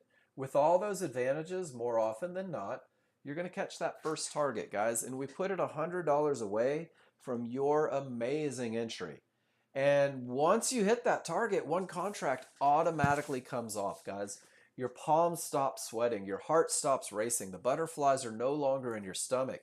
You are successful and you're feeling confident because that money goes in your account and they can't take it from you. And then you're going to move your stop to break even. You're going to say, I just got paid and I have nothing to lose. Life is good. And you're putting it break even, guys, because the second contract teaches you to trust the large chart advantages. The second contract teaches you to believe that when you have odds favorable momentum and a clear path, it's going to be difficult to change the direction on this large chart. And if it goes to your second target, it was only $200 in the distance, guys. That's a $300 trade. That's not a $300 day. That's a $300 moment, 2 to 3 minutes of your life based on 3 advantages. And guys, if that's the best you do every day, it's a $75,000 year. Add $100, add one break-even trade, guys, and you're in six figures. And that's the goal. The goal is to get paid. The goal is to have advantages. The goal is to be able to get into the market with momentum and path and find a way to capitalize. Find a way to make money consistently. Find a way to make money without being assertive, aggressive, or fighting the path of least resistance. So every morning I say to you guys, I'm going to give you everything you need to be successful with the software. We've learned the trigger line and the Fibonacci rules for when it's okay to trade. You're being given everything that you need to study, a place to study, how to study, and you have the ability to get feedback every day. So right now, I'm going to drop that spreadsheet in there again. Guys, please steal my spreadsheet. Use it religiously. I'm also giving you a zip file that says all you need. And inside that zip file is Chart Reading 101, is the High Probability Trend Trade Checklist. It's the KISS plan. It's the reminder on the daily goals. Guys, there is a document in there talking about the pictures that you can take as a brand new user to help you to get to where you want to be. And inside of that is also everything that I've talked about in the last hour. It is the PowerPoint that I used to teach. Guys, you have everything that you need to find a way to make money consistently with lower risk, to recognize patterns, to embrace advantages. The only thing Nexgen doesn't give you is experience. If I figure out how to bottle that, look out. So now it's going to be up to you. Take those pictures, guys. Talk about these advantages. Learn them individually so that you can piece them together and create a trade. On day one, you're probably not going to see the trades. On day two, the language becomes a little more clear. By day three, things begin to click. And that's when you really start moving forward. So if you're feeling a little overwhelmed on day one, that's okay. I did too. It goes away. And it goes away. It's telling you, Syed, my guess is that when you try to click on the all you need zip, it's going, whoa, that thing's dangerous, right? Mark could be trying to poison your account. It's a warning to keep yahoos from giving you stuff to put a virus. I've been giving away the same zip file for the last year, and nobody has caught a virus from it yet. I don't think you'll be the first. So if you like, you can bypass and tell it it's okay. But if you prefer, if you're more comfortable, I'm happy to drop everything into the room individually.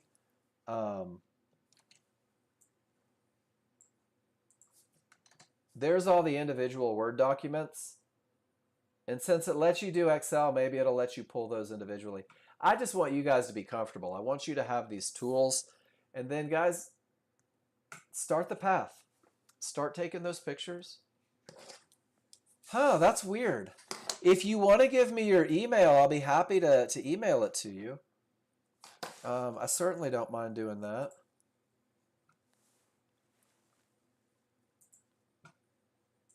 That's odd that it won't let you. I'm not sure why. It's got to be a firewall thing.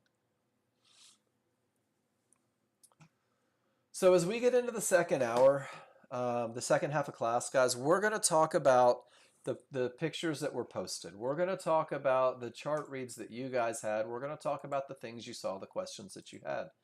So for example, Victor says, hey, Mark, check it out. It looks like on the 13.2, the last candle wick is touching the resistance area, magenta. So there is no wick here yet. And my small smooth green average is going over the candles, and the synthetic are staying below wick, and last candle is also over the dotted resistance, which may be significant and opening. So keep on watching. Wick is encouraging. Hands under butt right now. All right.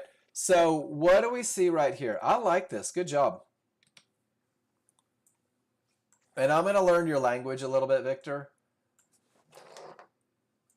So I'm going to go back to that same thing that we talked about.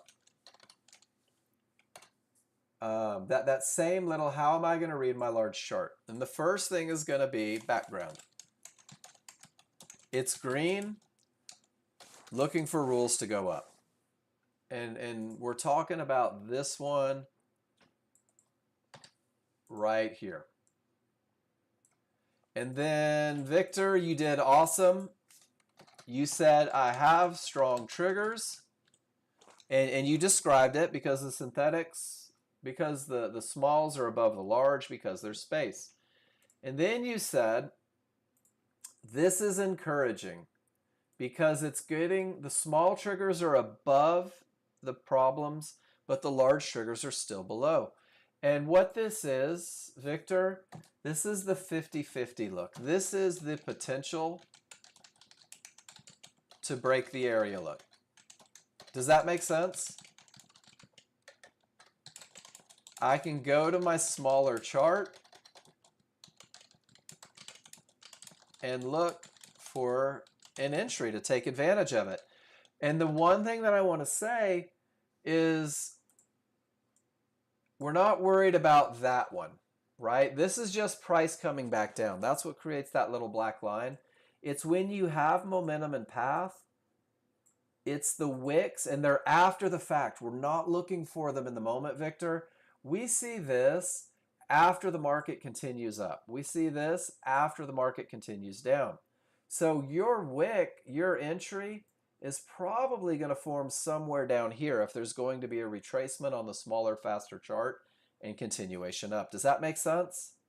So you won't see the wicks on the large chart. Remember that the wicks are the pullbacks. So if there's no pullback, there won't be a wick. Make sense? So once you see that you have everything you need on a large chart, done with it, not waiting for wicks. We're going to go define entries at areas inside of favorable large triggers. Does that make sense? Perfect chart read though. Perfect large chart read. Great job on that one. This says, let's go look for an entry, see if it happens. No wicks, no wicks. Stop thinking wicks. Wicks are a study process, Victor. Wicks are what I'm going to look for when I look at a market historically. So wicks, potential to break, didn't happen, don't have path, don't have entry.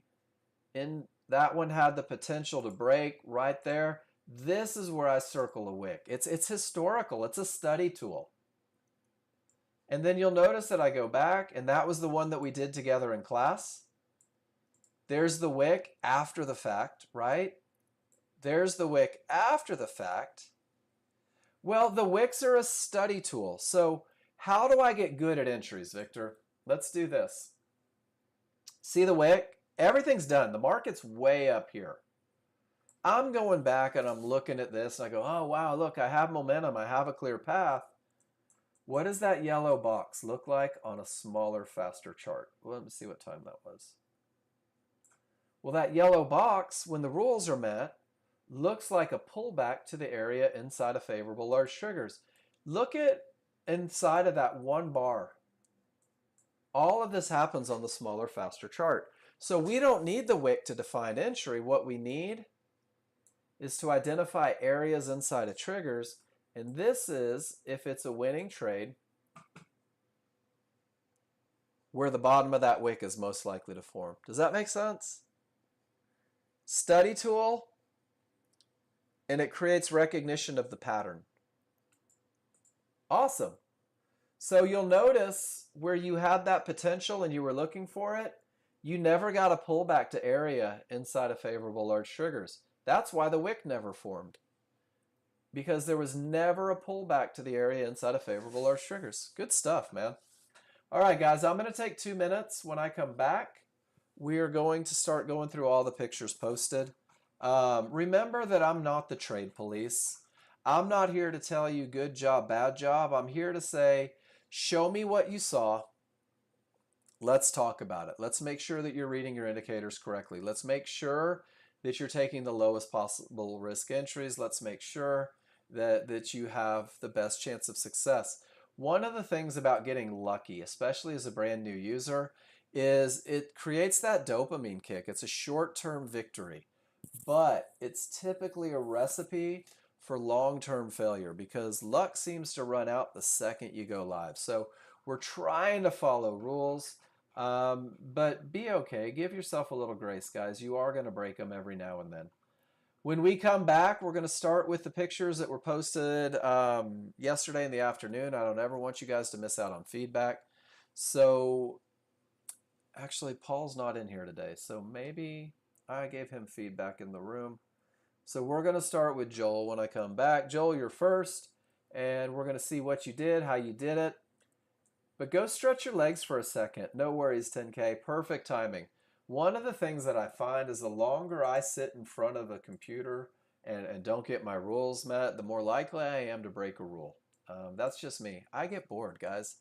I have to play games over on the side to be able to do it. So sit tight, stretch your legs, do whatever you need to do. We'll meet back here in about 2 to 3 minutes, and we'll start talking about every chart that's been posted. And we'll just do it based on momentum, path, and entry. Back in a few, guys.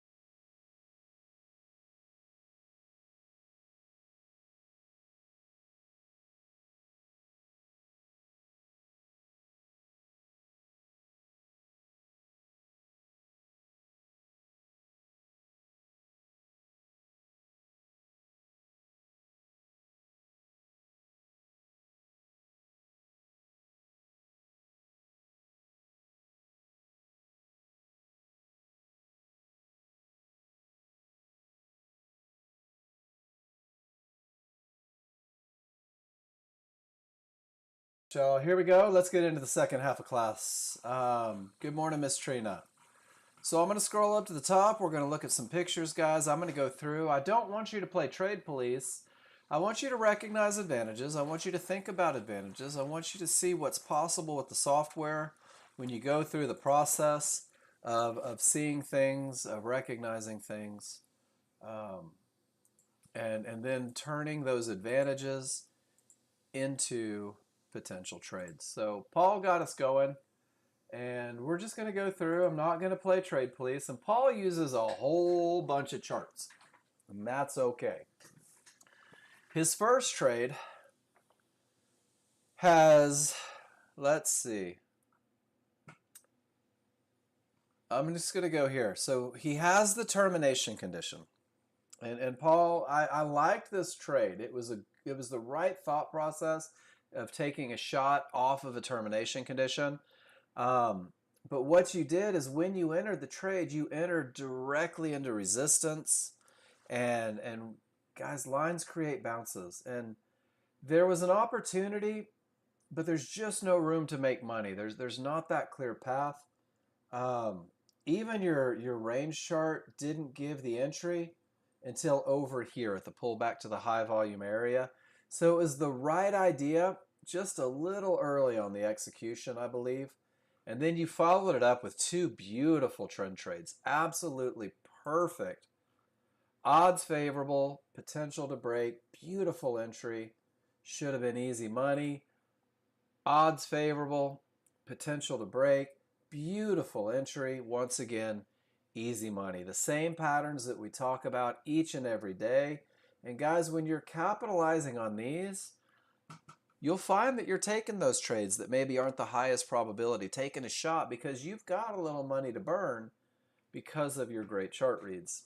And then this one, termination, termination, weak top, strong bottom, odds favorable, potential to break. You try to take the momentum trade, and when the momentum fails, you exit. And Paul, this is perfect execution. And I talked about when you guys see momentum, you're going to find a way. And Paul took advantage of the momentum here. He gets in, everything is screaming up, and then it doesn't work out, and he loses a tick or two. Great job, Paul. That was a really good job of taking a lesson that we had before and being able to apply it within a day or two of study. Really nice. All right. Where are we? Guys, I do scroll up and down, find your pictures. Sometimes I'm going to miss a picture, guys. If I miss a picture, just let me know, please. If I miss a comment about a picture, please just let me know. It's never intentional. Joel, odds favorable, potential to break. That was your entry. And then Joel says, egads, I didn't catch the right entry. And look at that. They came right back for them. And you could call it a late entry, or you could just call it the second chance if you weren't in the first entry, Joel. It just depends. But it's beautiful. It's right at an area in the retracement zone. And this has momentum and the potential to break. Beautiful trade, taking advantage of momentum, all that potential. And look at that exit. Fibonacci support to the tick. Really nicely done. And then Pete comes in, and Pete says, check it out. Strong bottom. At the time, I waited for all of that momentum, and I get above the problem area at 65. Capture it, wait for the next area. Oh no, he held one and gets paid up at trouble. So guys, this is nice. And then Pete, I have to do it. Short trade directly into a termination, and it didn't work out, and it didn't work out quickly. And great job going back, turning it around from the termination and riding the momentum up. Awesome. And then this is the picture. Guys, this is the picture that inspired this picture. I'm not the trade police, guys. If you start talking in terms of advantages, if you start talking in terms of this is what I have, high probability, rock star, feel confident. This is what I have. All right, maybe I have to manage it a little more aggressively. This is what I have. I'm going to be forceful with my management. I'm going to get it paid. I'm going to get paid quick, and I'm going to get out of that market because I'm missing a lot of good stuff. This is one of those examples. Pete had a strong bottom. He has his indicators going up, but he's losing momentum and isn't even close to a clear path. He's given up the first two. The large chart says, all right, we're going up, Pete, but it's going to be a fight. Pete says, I've got that entry defined. I've got strong triggers on my small chart. I've got an area inside of them, and the risk is virtually nothing. I'm willing to take this entry. and I'm going to manage it super assertive, right at all the things that can create problems. Guys, this is, for the brand new user, it very often looks like a mistake. For the experienced user, it's a tactical entry with an understanding of what's wrong and taking quick profits. And Pete, it's an awesome job of it. And it all goes back to, what do I have working for me? What do I have working against me? That's what's going to dictate how aggressive I need to be on my management. Nice job, Pete. All right, scrolling up, scrolling up, scrolling up. All right, 10K. It's the 10. Oh, no, Wayne got you first, and then it's the 10K show.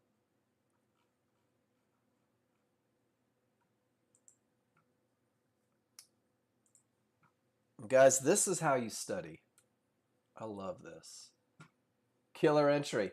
Great entries make manageable trades, don't they, Pete? Great entries make manageable trades. Great entries reduce risk. Great entries give you room back to trouble. So Wayne says, I just jumped in mid-bar. I had momentum, the path was clear, and I just jumped in. And he identifies everything that he did. He had momentum, the path was clear, the top is strong. Guys, this is a great look. And this is his entry. And what Wayne did, and Wayne, I think this is awesome, and I think this is why you're becoming so good at everything you do. Wayne says, let's analyze everything. By jumping in down here, my initial risk was $300 per contract. If I get in halfway up or halfway down from the area inside of triggers, I've got 260. And if I just take the high probability trend trade entry, it's 210. So what Wayne's doing is Wayne's saying, I know there's a lot of ways to get into the market. Which one offers me the least amount of risk? And then he does the same thing.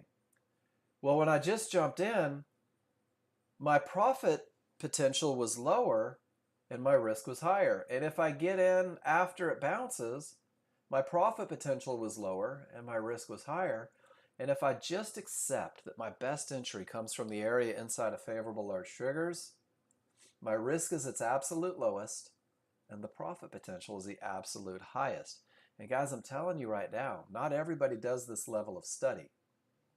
This was pretty awesome, Wayne. I really liked seeing this one. There's a good chance I'm going to steal that picture and put it somewhere where it says great entries create manageable trades, great entries increase profits, follow the plan. I appreciate you putting that in there. Guys, the effort you put into your plan is going to pay dividends. All right. 10K. 10K is like, check it out, Mark.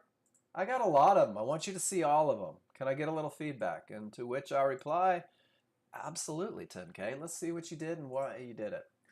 Waited patiently, strong bottom, small triggers gone above the large, and the fib pulled back to the mid band and the crosshair.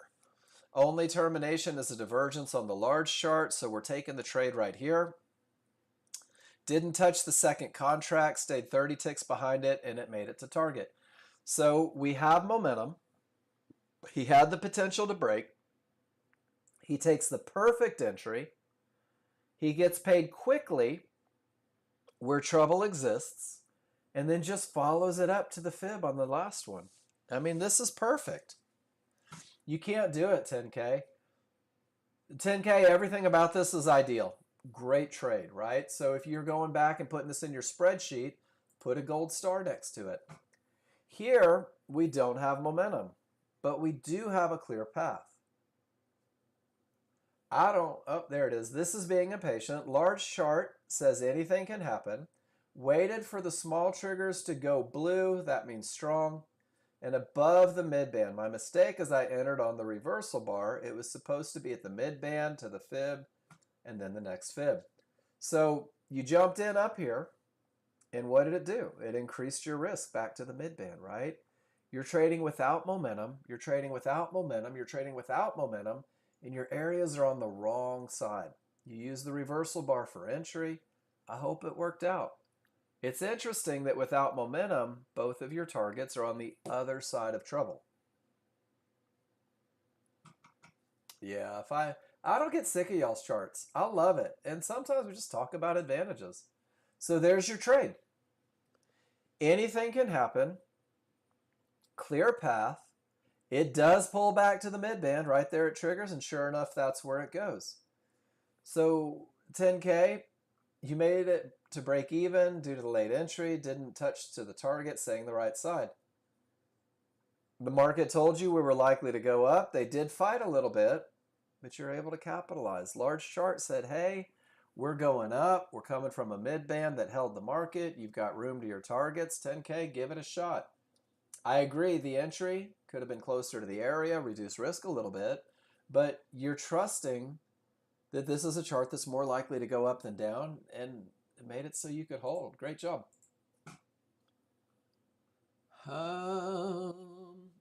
Termination condition holds. Triggers are rolling. Let's see what your thought process was. Made first target going to be due to divergence potential on small chart. My thought process, strong bottom from a termination condition and a fib. Absolutely. Small triggers have gone green on the large chart. Synthetics are still above the small, but there's no divergence. Gone long right at the mid band inside of triggers. If divergence prints on the small, you'll be out. And if it doesn't, you'll take the win. I love it. You know that the large chart isn't the best momentum yet, but it's coming from a termination. You can define your entry beautifully, and you've already got it figured out. I'll exit if. I know it's not perfect. I'll exit if. I love that. And sure enough, the divergence prints, and you take. Nope, you held the second with the 2 tick. The reason was hope. Need to be more strict on this. Another reason was exit on the mid band. You lost so many times at the mid band. I hate it when it gets me out to the tick and goes back to the target. So one of the things with this look, 10K, is without the best momentum, right? That divergence, that's not a bad reason. And you can see that it's pushing down. But you'll also notice that you're on the wrong side of the triggers, right? You're where the market shouldn't go. So without the best momentum from the wrong side of the triggers, there's no reason you can't take an exit and wait for the next trade. You're great at this. You're calling your entries. You know what you're looking for. You have a plan. And just sometimes it doesn't work, right? I like the methodical. I like the if this happens, I'll take an exit, because that is based on advantages, not hope. And that's repeatable. And repeatable is amazing. My rules met. Double divergence. Small triggers below the synthetics. Got in on the pullback to the small triggers. It did not work, and you bailed with net minus 10 ticks. With the divergence, with the weak triggers, with the trend change, you're saying it should go to the mid band. I know this pattern. I know you study this pattern. And they just didn't get you, did they? So the one question that I would ask on this one, 10K, was there any indication on your small chart to keep you from actually losing money on this chart, right? Were there divergences? Were there triggers rolling? Were there smalls getting above the large? That's a good look. And I know you had 2 divergences low. The only thing I would ask is, was there any indication on the small chart that would have said, hey, getting break even is appropriate. I'm not going to give it back if it doesn't go, because they didn't make it to that fib yet. It's not a strong top. And the likelihood is that the market's going to continue up, especially when those large triggers aren't following. Does that make sense? A lot of great trading in here, 10K. And it's clear that you have a plan. It's clear that you're thinking these things through. It's clear that you're talking about advantages. And the only opportunity I can see here, and I can't see it over here, was there something to manage it? How do you manage this trade? What's your exit condition? That's it. Without you, of course. That happens sometimes. Sometimes they just go without us. I had a friend that used to say, some days you're the boot and some days you're the butt. And you never get to pick what the day is going to be. You just roll with it. All right. Next picture, 10K again. I like it. Let's see what you did. Odds favorable, clear path, perfect entry, didn't work. Trend trade, strong bottom, all green, in the crosshair, small, did not work, question mark. And then 10K, this is a great example.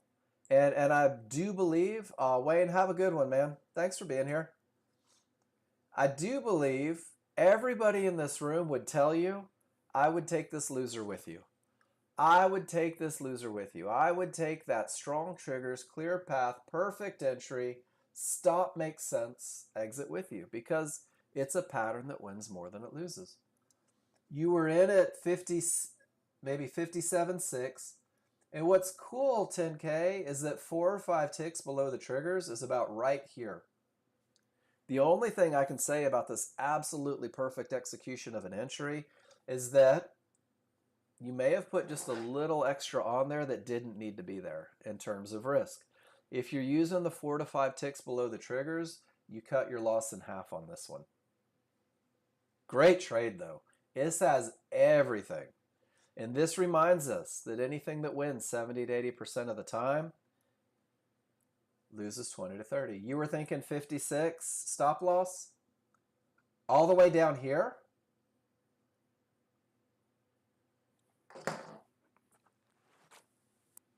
Check this out. So just looking at your large chart, 10K. Hold on, I missed the prices on there. I want you to look at where 56 is. Below this pivot is what you're thinking. Below that trend trade pivot, right? So 10K, this trade already did everything that it's going to do. And now it's retracing, right? And if it were going to continue up, you nailed it. You nailed exactly where it was most likely to do it. So it's okay to say,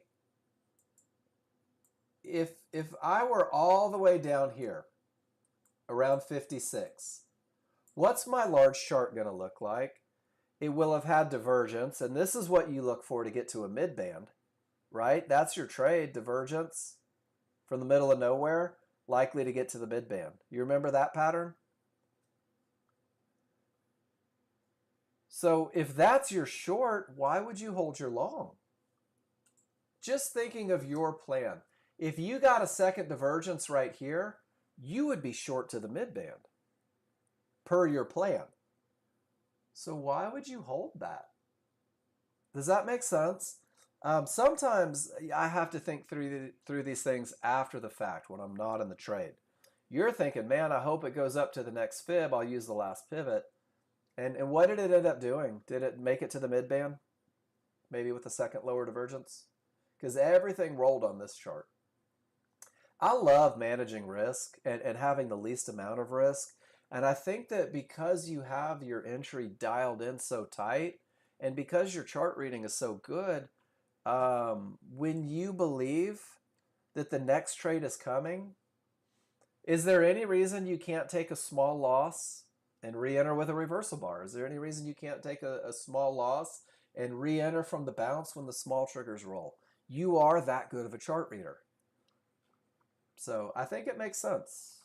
Nicely done, 10K. Great trading.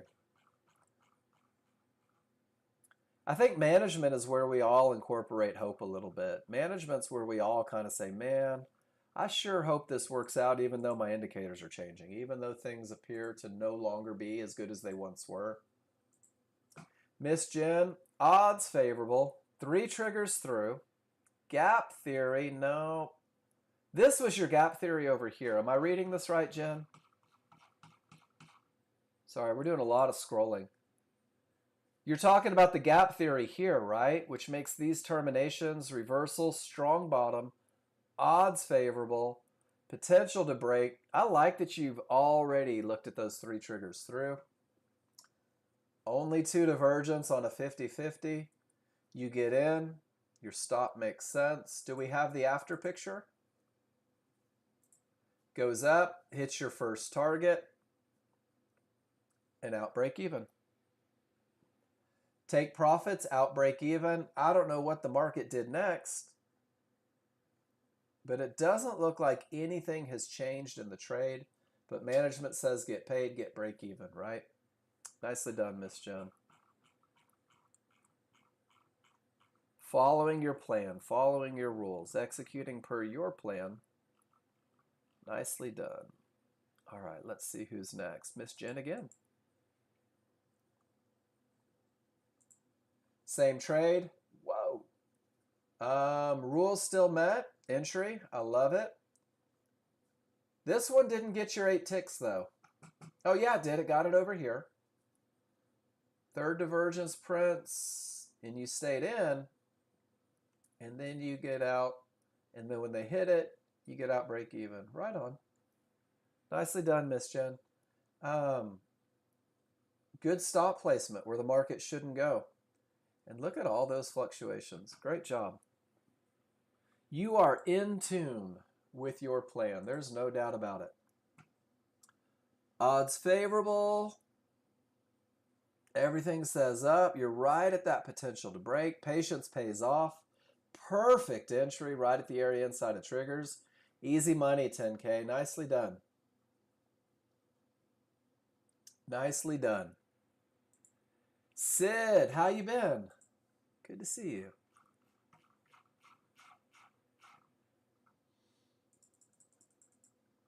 Let's see what you did and where you did it, Sid.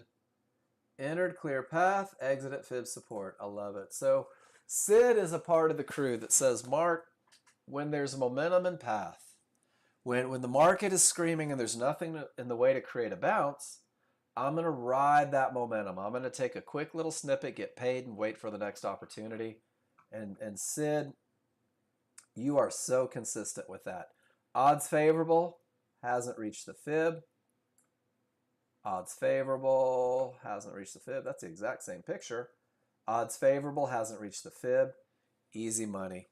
Sounds good. Paul, if you need feedback, let me know. You can watch the video or I can drop it in, whatever you need. I'm sorry, I didn't see that you left on that one. Nice job, Sid. Sid, you have been consistent for as long as I can remember. As long as you've been posting these pictures in the room, they all look the same. Odds favorable, clear path. Odds favorable, clear path. Odds favorable, clear path. Have I mentioned that? Odds favorable, clear path. All right, Miss Jen, market reverses out of nowhere. Odds favorable, momentum. All sorts of terminations. Too many areas inside of triggers. 260 possible loser if we get here. Going to wait. All right, Miss Jen, are you in here? I love that you did all this. I almost think, I guess no, the smalls did get through, but the large didn't. I don't know what that looked like in the middle, but that was a pretty good look. But I love this. Termination, termination, termination, termination, divergence. And you could say, all right, I have momentum and I've got this big blockade here. And this is what I like. You said, you know what? It's just too much. It's just too much risk to trade into a termination condition with that entry. So you're making the choice. I choose not to take this trade because I don't like the risk trading into this. Guys, that's that chart read coming in. And you'll make choices based on what you have and what you're up against. Nicely done.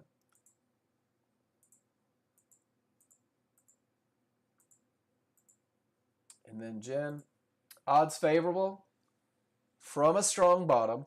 And I noticed that you saw that one. 3 triggers through. John Novak put that picture in the room not too long ago.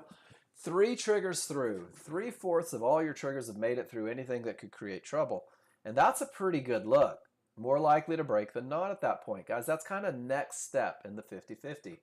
You take the perfect entry. Your stop makes sense. Targets where you need them to be. And then you go to the next one and you said, all right, I got in where my rules say. I took profits where the rules say. I went break even like my plan says. And Jen, it's hard to get mad about making money on a trade that bounces and goes down. And you said, my rules are still met. I got paid. I got out break even, but nothing has changed. Let me get back in. And I noticed that it missed your first target here. Maybe it was fast. And it pulls right back. And then you get your first target and break even. Great trading, Jen. It did miss the first target. That's okay. You still got it. They came back for you. They're like, we love Jen. Let's go get her. Let's get her paid and get her break even.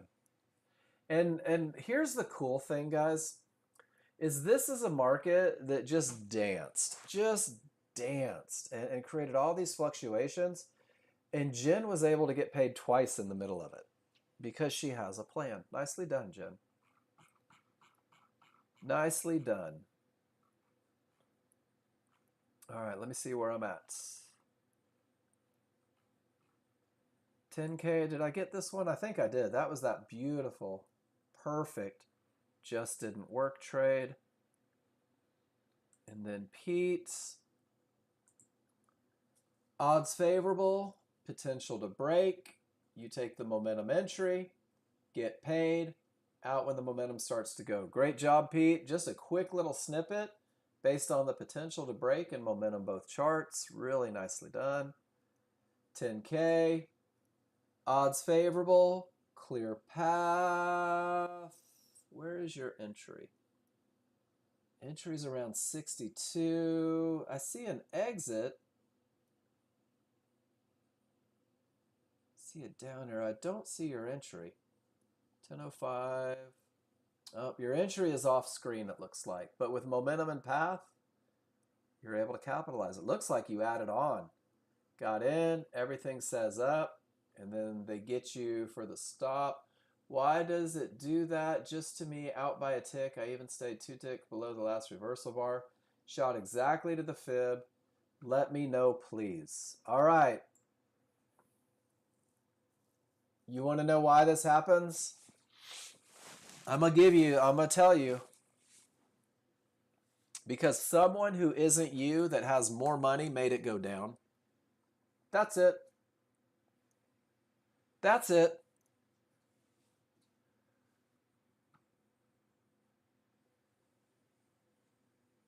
I mean, that's the only reason. The market works in fluctuations, 10K.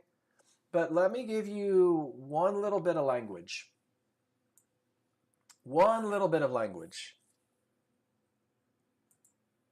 Once I get below these triggers, once I get below those large triggers, the further I get, the less likely it is to continue up without something solid to create a bounce. Does that make sense? Once you get to the wrong side of these triggers, because look, area inside of triggers, it goes up. Area inside of triggers, it goes up. Area below the triggers, dang it all, it goes down further. So the cool thing is the language of rule number 3 says, hey, you know what? Once you get below the triggers, you don't know. So that's where we define where the market should not go. So 10K, when you're holding this trade, where should the market not go? 4 to 5 ticks below the triggers. And if it does, I accept my exit. And maybe with this look, I'm back in with a reversal bar on the right side of the triggers. And I notice you're trading gold.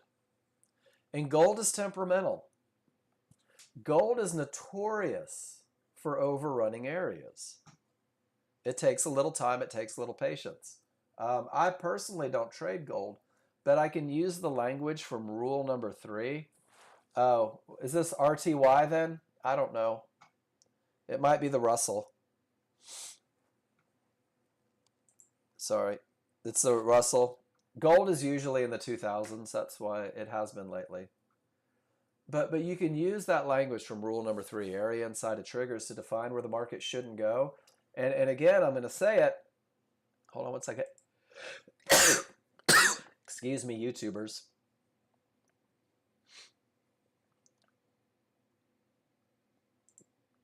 Sorry, guys, I got held hostage by a sneeze.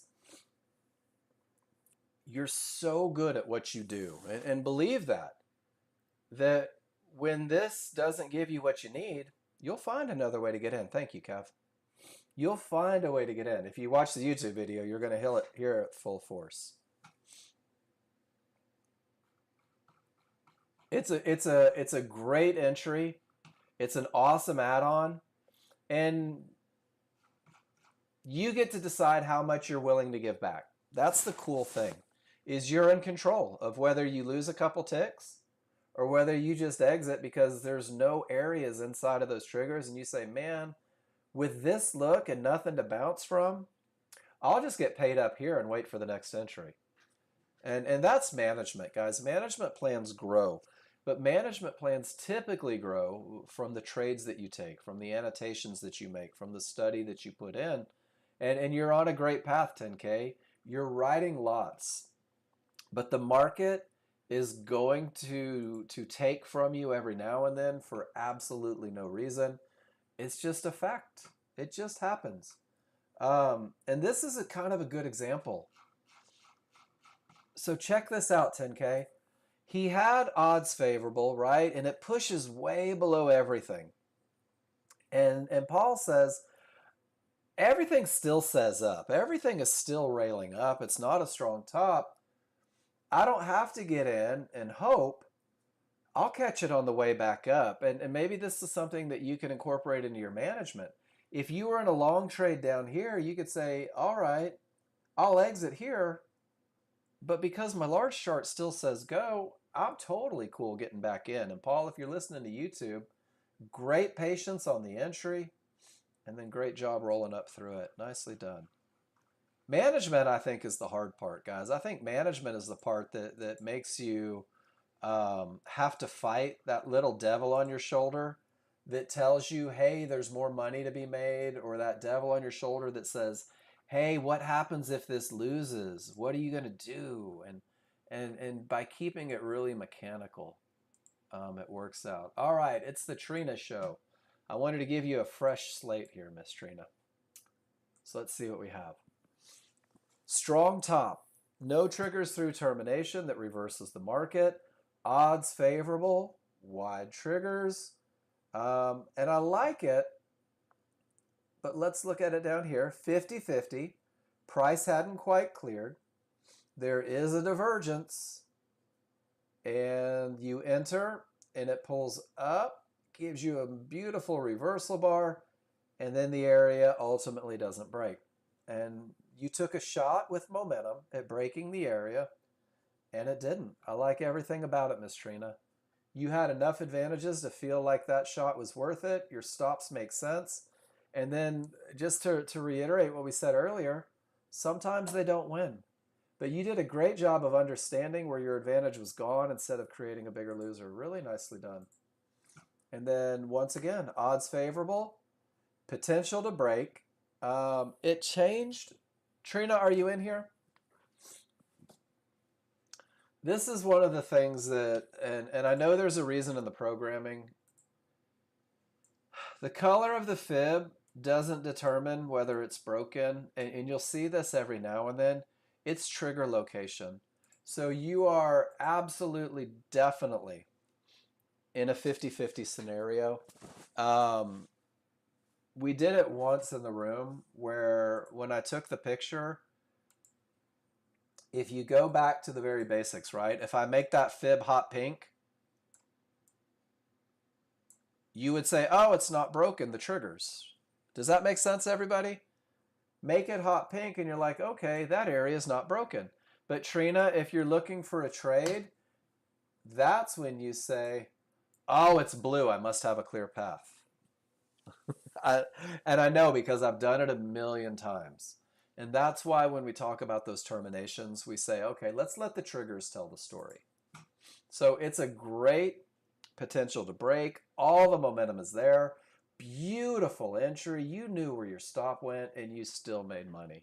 Great trade, Trina. But did you do that? Did you say, oh, it's blue?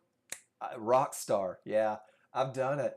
And I'm telling you guys, all the things that you do and you say in your head, I've done. I've done it a million times, without a doubt. And then this one is just gorgeous, right? Strong bottom, nothing in the way, odds favorable, perfect entry, easy money. I like it. Did you show me this short? Did you post this one, Trina? The short directly into support without momentum? Did I miss that one?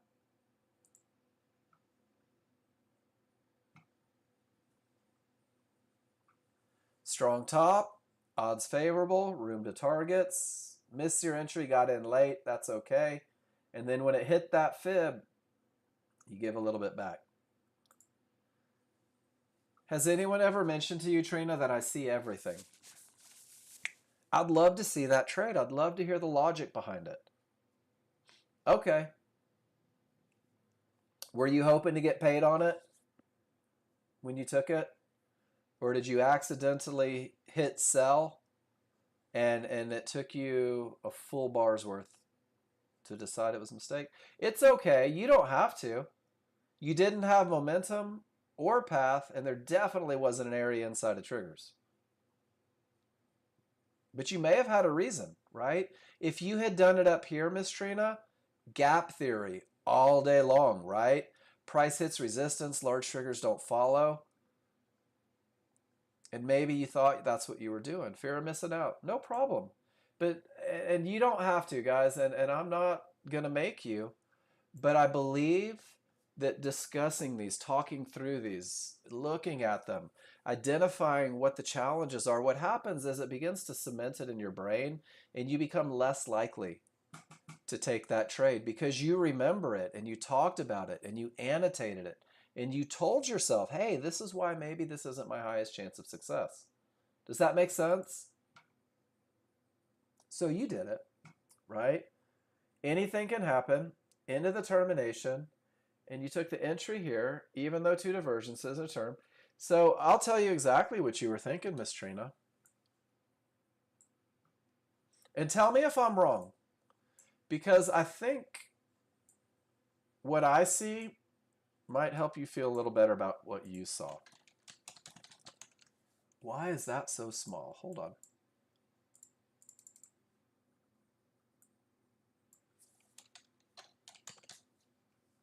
And it's the wrong color. Get up there. All right, let me delete that one. Make that bigger, make my font so you can actually see it. All right. All triggers down. Price pulls. Price pulls back to resistance. Enter on reversal bar at term. Hope it retests. Does that sound about right, Trina? Everything was still down. It pulls all the way back to resistance. You get a reversal bar, and you're thinking maybe it's going to retest. That's what the fudge you were thinking. And Trina, you took a calculated entry, waited for confirmation, hoped for a retest. It just didn't give it to you. So how can we... And you took a tiny little loss.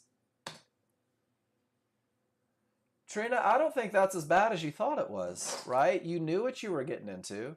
You knew where you were hoping is going. You were patient to wait for an entry.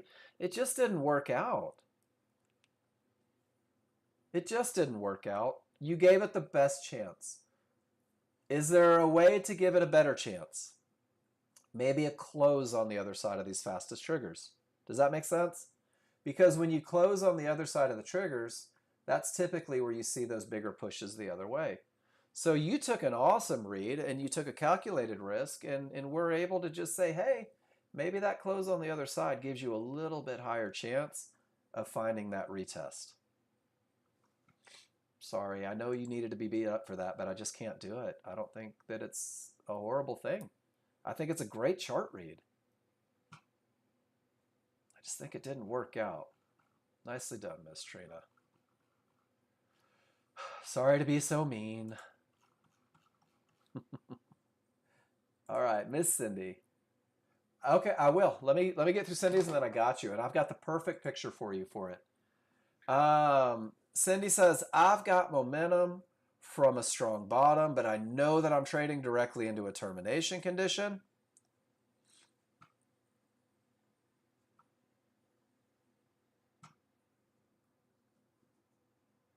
You took a chance and it didn't work. And once again, calculated, right? With all this momentum into a termination condition, I'm willing to take the entry and see if it works. And it didn't. And John says he'll be the bad guy.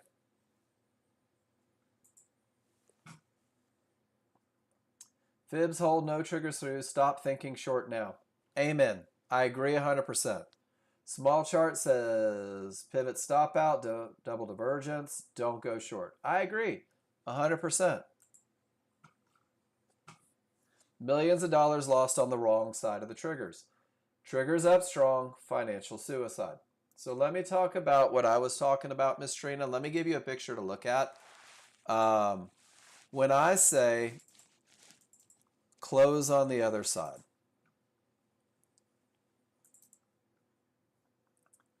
if this market is going up, and this is what John's talking about, fighting these triggers is financial suicide, right? Because as long as it's left of these triggers, as long as it hasn't closed below them, that market's going up, Trina. So when I say to give yourself at least a fighting chance, force the reversal bar to finish on the other side of the triggers. And let me show you just how effective that is. Let me pull up a small chart. This market continues up, continues up, continues up. There's your first bounce, there's your close, and it continues down. And that market continues down. If you are thinking long trade from the wrong side, it continues down until you close on the other side of the triggers. And then it goes up, closes on the wrong side, pushes down. Here the rules were met. There's your trend trade, and off it goes. Does that make sense, Trina? And you can go back all day long and see that pattern. So if you're thinking to yourself, I'm going to take a risky trade, right? This is a risky trade at the areas at the triggers. You could say, well, hell, I'll at least give myself a fighting chance and get in on the other side. I'm not telling you to take risky trades, but I can give you a little visual that'll help you at least not fight those strong triggers. And John calls it financial suicide. And for you guys that are new with me, this is my favorite book. And I've read it 1,000 times. How to Commit Financial Suicide in One Easy Step, guys. Fighting against strong triggers. It doesn't even say large chart strong triggers. Fighting against strong triggers is a surefire way to lose more than you win. Trading in determination conditions is a surefire way to lose more than you win. That's why we have these rules in place. It's a safety measure. It's a bestseller. I read it cover to cover about 100 times. Well, Trina, the triggers weren't the problem. And let's be let's be clear on that. The triggers weren't the problem. The biggest problem was that you chose to trade into a termination condition, off double divergences, right? The real challenge is that you chose to break every rule. And I'm showing you, I'm not saying break every rule. I'm saying if you're going to break every rule, at least give yourself a fighting chance. And then, John, you're absolutely right on the NASDAQ. Fighting those triggers is even more. I'm going to read everything you just wrote there. On NASDAQ, waiting for the right side of the triggers is more important, not as much on crude or ES. So there are some discrepancies between markets, and there are certain situations you should or should not be more assertive.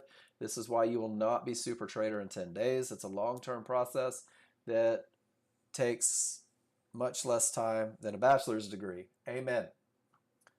And you're right. They're stronger on the NASDAQ. But you'll notice that market kept going up when it didn't get a close on the other side. So there is a little cheat code. There is a little cheat code, and you can use that same idea for exiting a market. I think I want to hold this trade as long as I possibly can. And guys, I've seen people do it.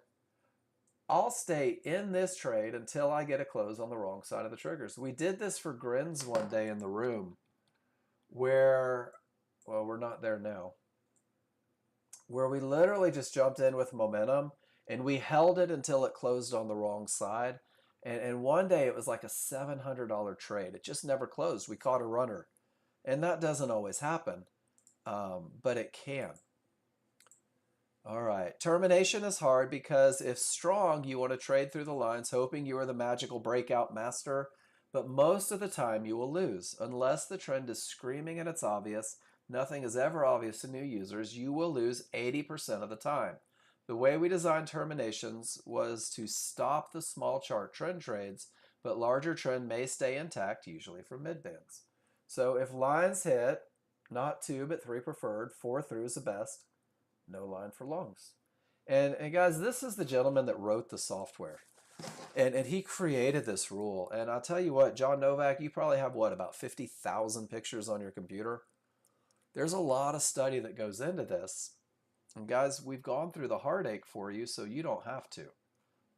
Thank you for posting that. I think it's pretty outstanding when the CEO of the company, when the guy that wrote the software shows up and tries to be helpful. Your reversal bar markers are ticked but not showing. Any thought on that, Mark? Thanks. Jason? Jason's always a good one. Try reloading the template, Jen, and see if that helps. And if it doesn't, you may need to rebuild a chart. I just think it's cool. John just loves to do it. John just loves to teach. I don't think he realizes how impactful it is to have the gentleman that wrote this software come in and say, guys, let me give you what I've got. Termination, but strong, so not as easy, not an easy long. Out at the HVA, so he's looking for the high volume area trade based on a termination, but he knows he's fighting triggers. How did that one turn out, John? Did you get it?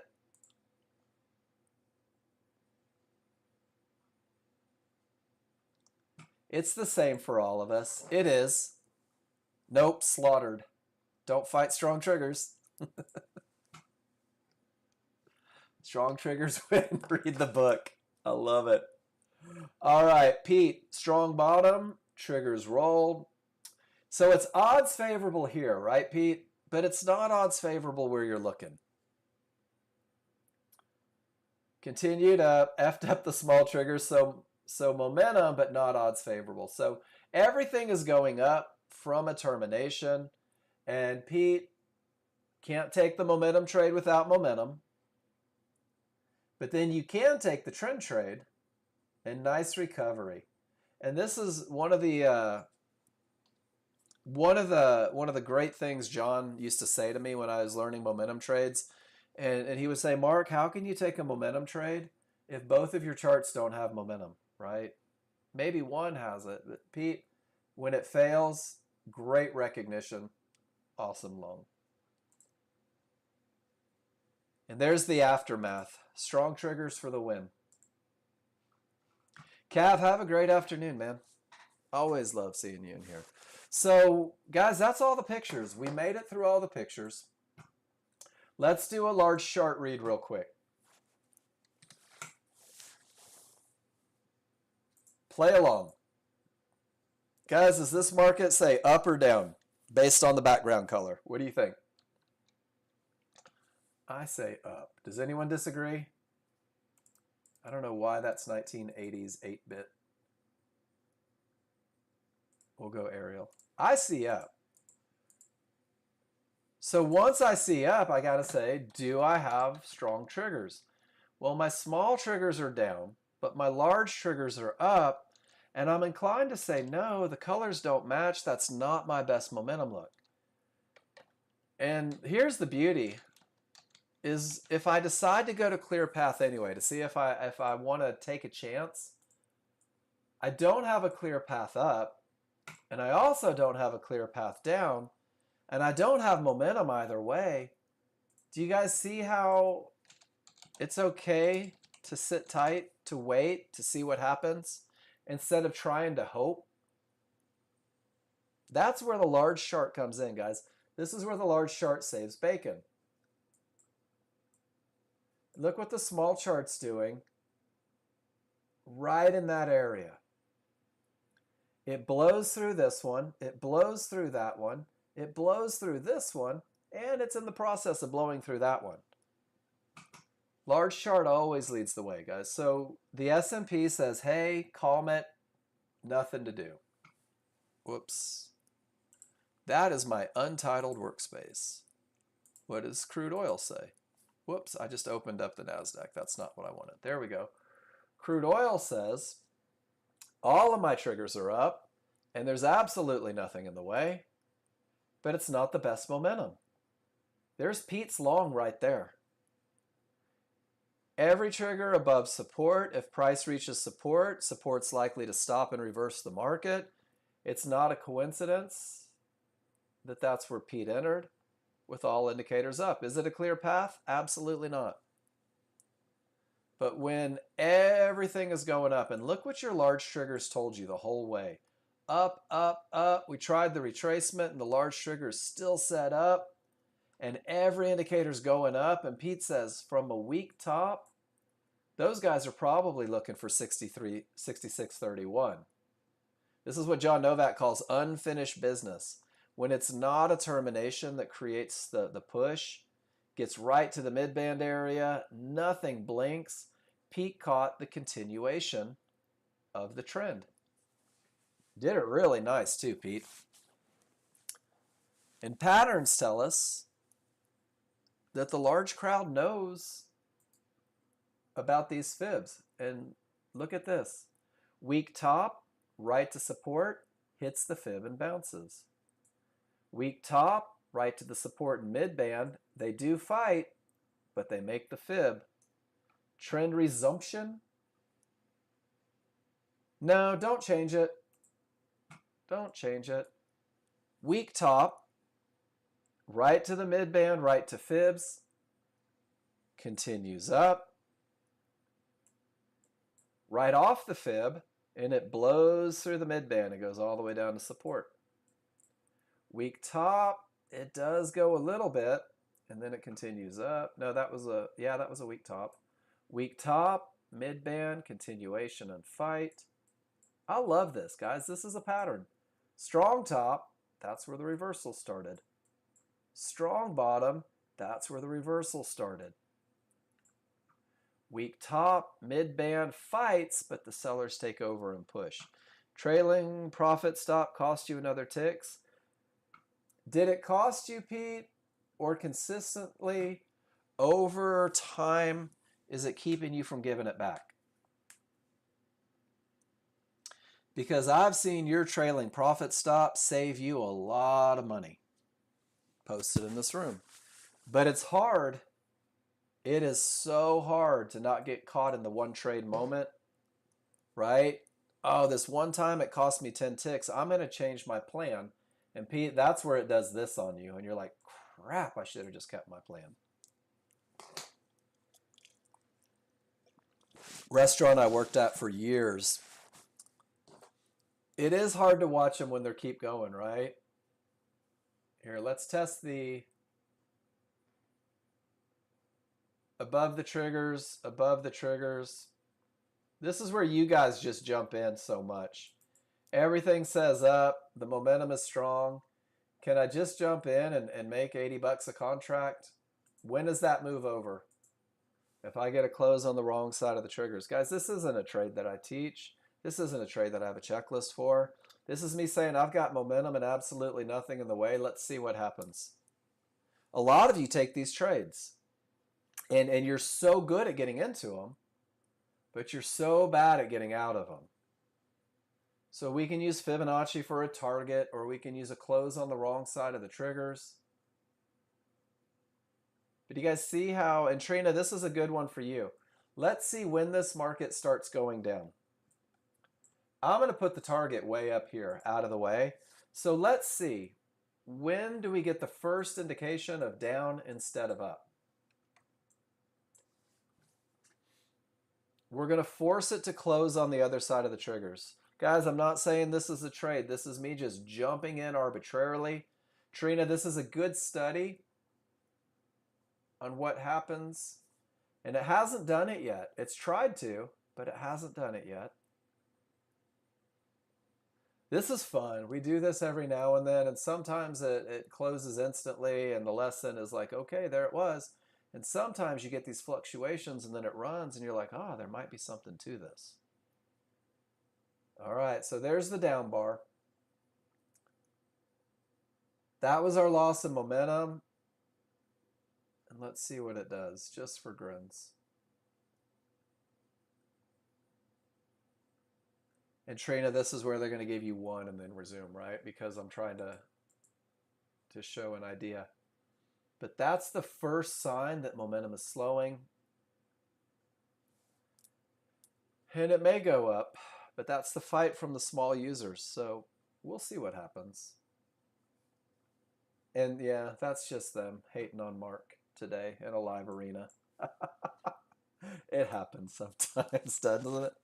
That's why these jump-in trades are difficult, guys. That's why these jump-in trades, you got to be assertive. You got to be, if you all you're relying on is momentum, when momentum goes away, your advantage goes away. And sometimes it'll go up and sometimes it'll come down. And there's a better example of what typically happens, right? We get the close on the other side, Trina, and we don't know if it's going to be 1 or if it's going to be 100. But it takes getting to the other side of those triggers to create a push down. So if you're trying to go counter, it does create advantage. So even though it got us to the tick, does that make sense? If you're going to be hyper assertive on a trade, guys, there's a way to at least try to have not everything against it, I suppose. I was hoping for this one on the first reversal bar, Trina. I really was. Whoa. Termination for the win, ladies and gentlemen. And look where your first retracement came from. Close on the other side.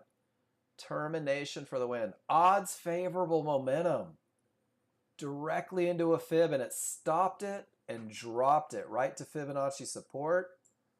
And look what the market's doing at Fibonacci support. Pivot stop out at support. Trina, that was your short. Right there is where you chose to go short last time.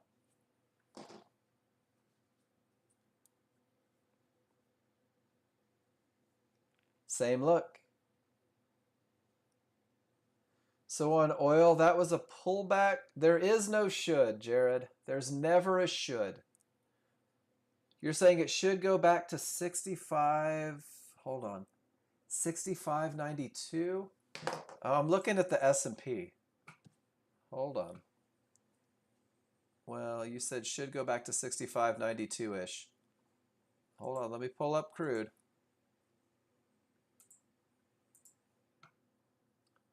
$65.92-ish. So you're saying it should go all the way down here. And yeah, when I say it should, it's a precursor to losing fast and often, and that's true. So you could say it could, but check it out, Jared. So I'm going to use the language for rule number 3. Once I get to the wrong side of the triggers, it could bounce off the midband. It could bounce off a fib. It could create a pivot stop out. It could bounce off a fib. It could bounce off a yellow 1-to-1s. It could go anywhere in this range. Once you get to the wrong side of the triggers, Jared, I don't know if or when it's going to stop. This says it's more likely to go up than down. So with odds favorable momentum on a large chart, it's hard to create a huge push, but it can. Yeah, if only they did what they should. So I like the idea. You're thinking, okay, I'm on the wrong side, but it doesn't necessarily mean that it has to go that deep. And one of the hardest things for new users to accept is that you just don't know. You'll never know what the market's going to do. There is no it should. Lines shouldn't break. They could break. They have the potential to break. But what you can do, Jared, and I love that you put that, is that you can identify a pattern that you can prove wins more than it loses. And then the beauty of it is you just wait for that pattern. And I love to do this. Let me give you a glimpse into my life as learning to trade. Is Jared, I used to say there's divergence, it should. And I did it a lot. No, is that what you got out of that? Is never mind, keep your mouth shut?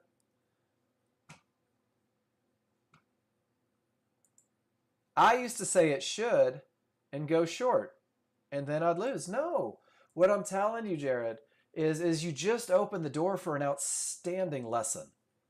And it's a lesson that everybody learns. The idea of it should. And John Novak said it. He wrote it. Trina, take care. My rules are met or not. So I think it was outstanding that you said that. And I apologize if you've decided that I've told you to shut your mouth. I don't recall saying that.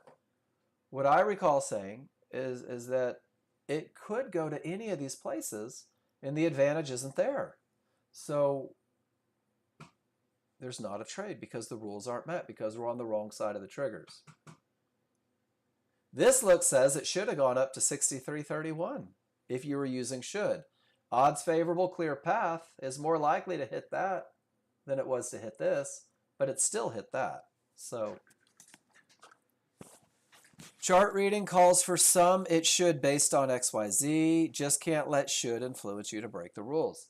It's the difference between trading your chart read and trading your rules. My chart read is I see a lot of things. Fuels break rules. It does.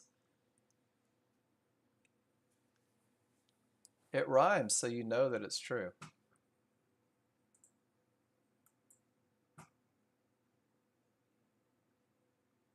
I just don't have my rules met. Oh, fools break rules. I get you now. Yeah, go away. You're fired. That's why we go back to the three advantages. That's why we go back to the three advantages. I will never in this classroom tell you to shut your mouth and don't make comments, but I'll give my feedback on it, guys. And if my feedback gets under your craw a little bit, let me know. I'll try to soften for you. Jared, we weren't talking about even taking a trade, right? There was no conversation ever about taking a trade. There was, because of the reversal bar, and I'm gonna do it. It should. So on oil, that was a pullback, so it should go back to 65.92-ish. And then that was followed with a right with a question mark, as if to say, hey, Mark, give me your thoughts on it.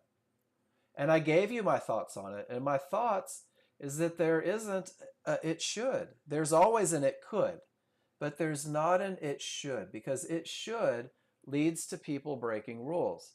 We saw an example of it earlier. It should retest the area because all the triggers are down. It may, it might, it could. And it just goes back to the idea that trading becomes difficult when you use very absolute language. So when you keep it might, should, that's it. You asked me right with a question mark, and I gave you the answer that hopefully creates a lesson, that creates longevity in the markets for you.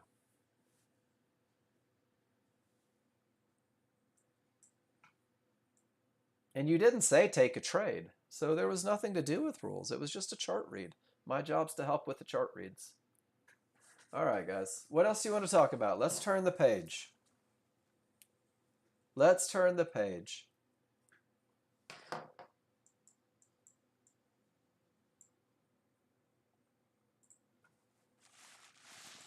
I'm going to open up my spreadsheet. We're out of pictures. I'm going to go through an entry, guys. This is from the spreadsheet. These are in there.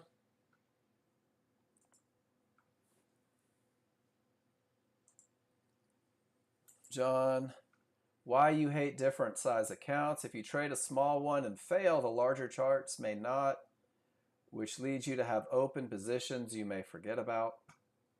Right on. We're going to go through an entry together.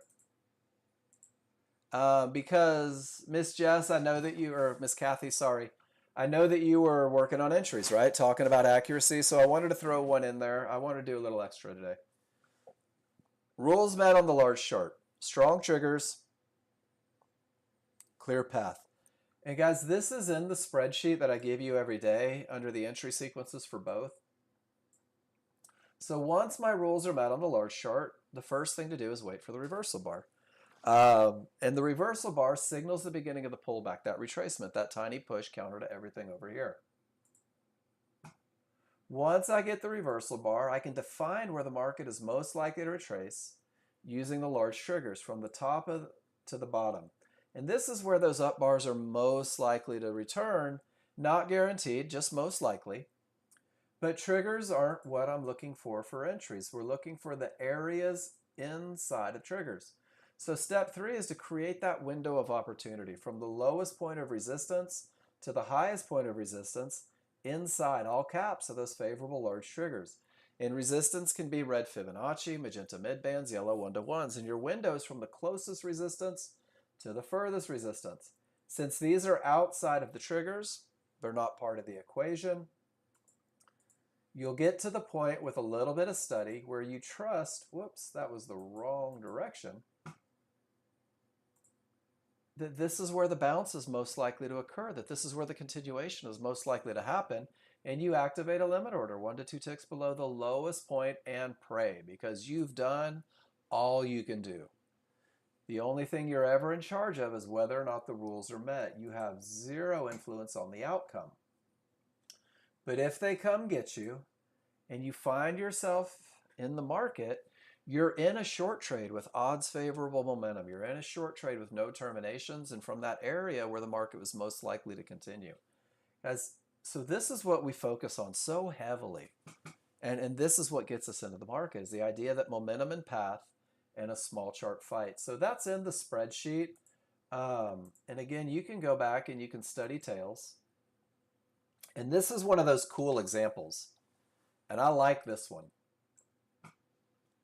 Because if I look at my large chart read, does everybody see the strong triggers? Everybody see the clear path? Rules 1 and 2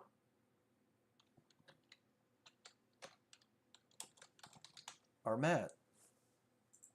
And then when I go to define my entry, if I use the language, pull back to an area inside of triggers, I have to say no, which means I don't know if, when, where it will bounce up. That's it. That's all I'm accepting, is that with rule number 3 not met, I don't know if, when, or where it's going to bounce up.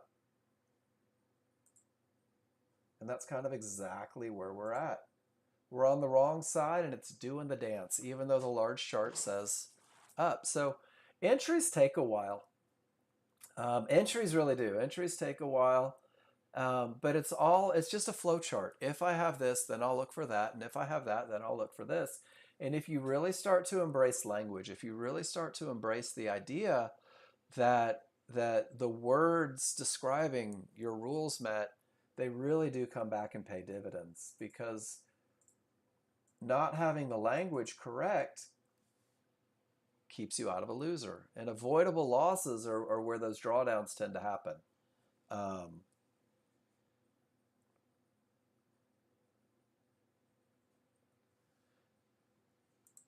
And Jared, it may go here. And now it's more likely to, because look at your small triggers. There's your second lower divergence. 10K takes a trade somewhere right here to get back to this area. When that happens, okay, well, go be mad. I'm going to try to sleep tonight. You took the short, Pete?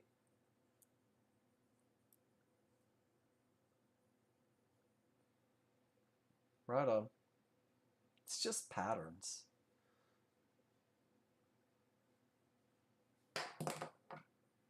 Here, let's settle this.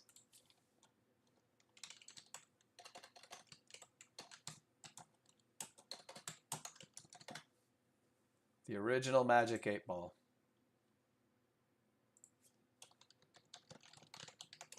Will the market go down? Concentrate and ask again. Shoot, not even the 8 Ball knows what's going to happen. That's as accurate as I know how to get. So, all right, guys, what would you like to talk about? We've got some time. What can I do for you? Any questions, any comments, any concerns, any wonders, any hopes, any wishes? Jen, I missed your chart. I did. I apologize. So, strong bottom. Odds favorable momentum. Clear path. Beautiful entry. Easy money up to the fib. Jen, it's effortless, right? Could have taken this one as well. That one fit the bill, 100%. I love it. I mean, perfect and easy. You're feeding the animals. There you go. Animals need to be fed. I agree with your animal feeding. I mean, these are the easy ones, right? When you have momentum and a clear path, go define your entry. Take it. Make the money. Get out of the trade. Wait for the next one. Aww. Need feeding every 20 minutes? Here's the real question, Jen. How much of an animal lover are you? Do you chew up the worms and spit them in their mouths? Because that's what a mama bird would do. Love them more than people. I love that. Hey, wait a minute. I'm people. My wife rescued a pigeon once, and the pigeon would dance to rap music. It was the funniest thing ever. Not all people. I'm the same way. Great trade, Miss Jen.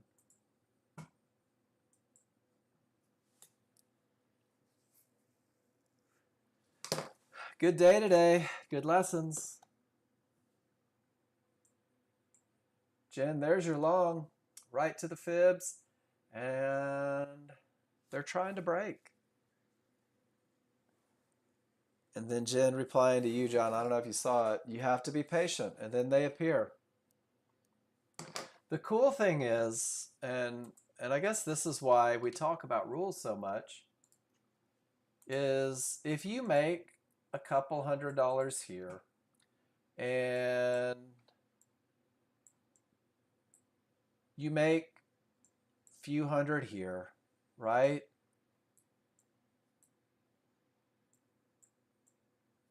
I mean, that's two perfect trades. And then probably some opportunities in the middle when you progress with the software. You don't mind missing a few of them. Got out because of the divergence. You don't have the reversal bar marker working. So let's look at the trade. So Jen, can I address it and see if I can give you a little tidbit that'll help? When you have a high probability trend trade, Jen, how many divergences does it take to kill that trade typically? 3, right? So one of the things that you can do, if you choose to, is you take that perfect trade, right? And you say to yourself, with this momentum, with that clear path, it may reach Fibonacci resistance, as it often does. So this loss of momentum, while it is one of those things that if it were a 50-50, it might be problematic, this doesn't scare me because I'm putting one divergence against all of this. Maybe get paid, right? Go break even and let that large chart lead the way. Does that make sense? That's hard though. It's hard to do it. Notice how your small triggers are still up, your large triggers are up, your synthetic are up, you're above all the areas. This chart is absolutely perfect. There's times when I'll just hold and they have to come get me. And there's also times where I say, okay, I'm starting to lose those advantages. I'm going to tighten up. I'm going to exit a trade. I'm going to wait for the next one. So good stuff there. I think that's a good lesson. Steve Diego. First trade was odds favorable, potential to break. You take the momentum style entry. Works beautifully. Nice job. And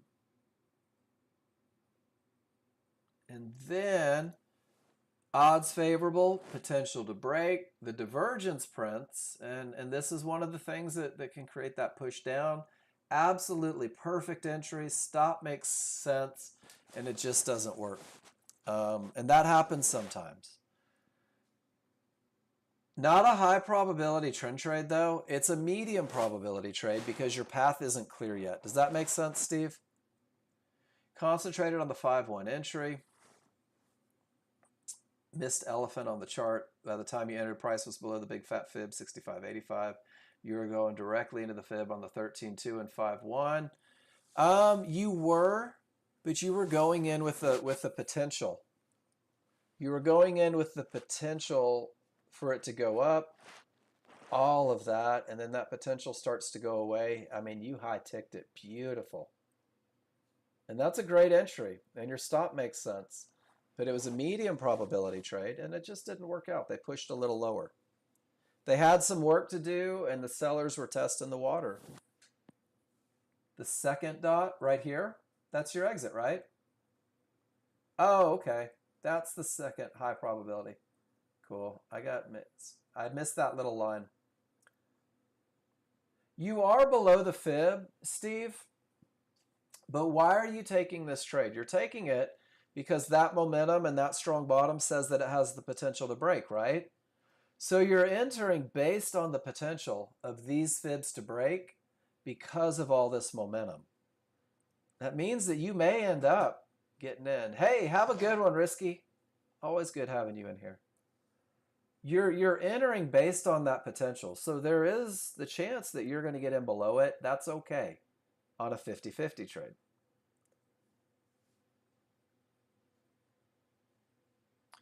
But after entry going, well,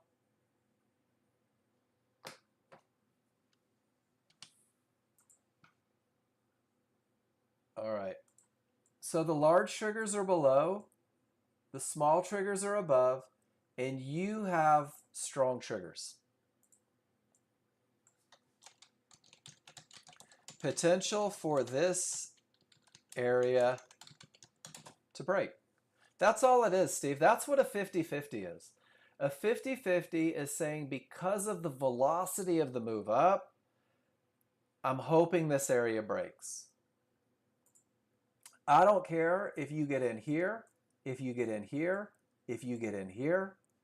Because of the velocity the momentum provides, my anticipation, my hope, if you will, is that these fibs are irrelevant, that they're going to break on the momentum. That's the chance that you're taking when you identify the potential to break.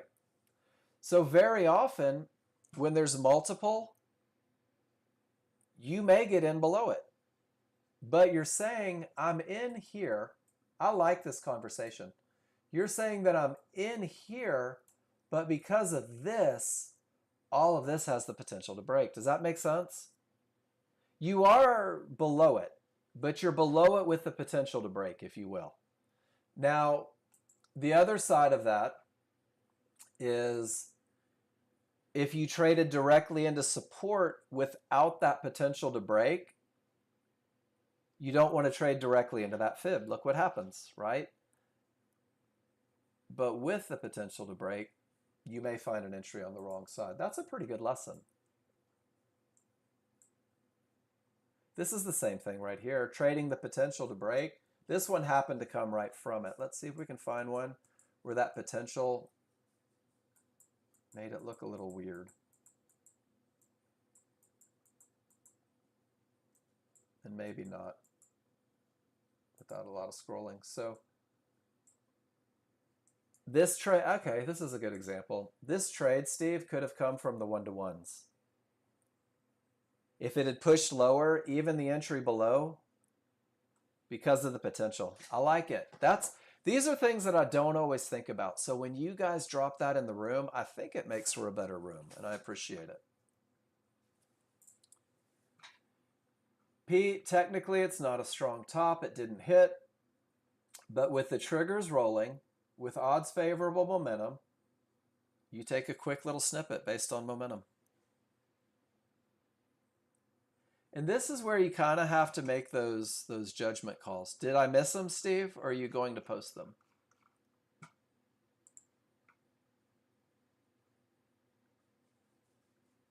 Just post them. We're good.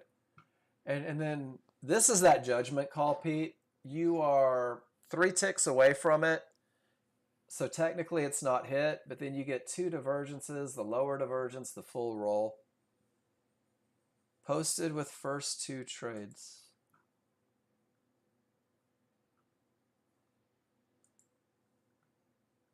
Oh, there's the other one. Sorry. I brought it up, but then we got into that discussion and I blanked. That's my bad. I apologize. So the triggers are up. And you go long.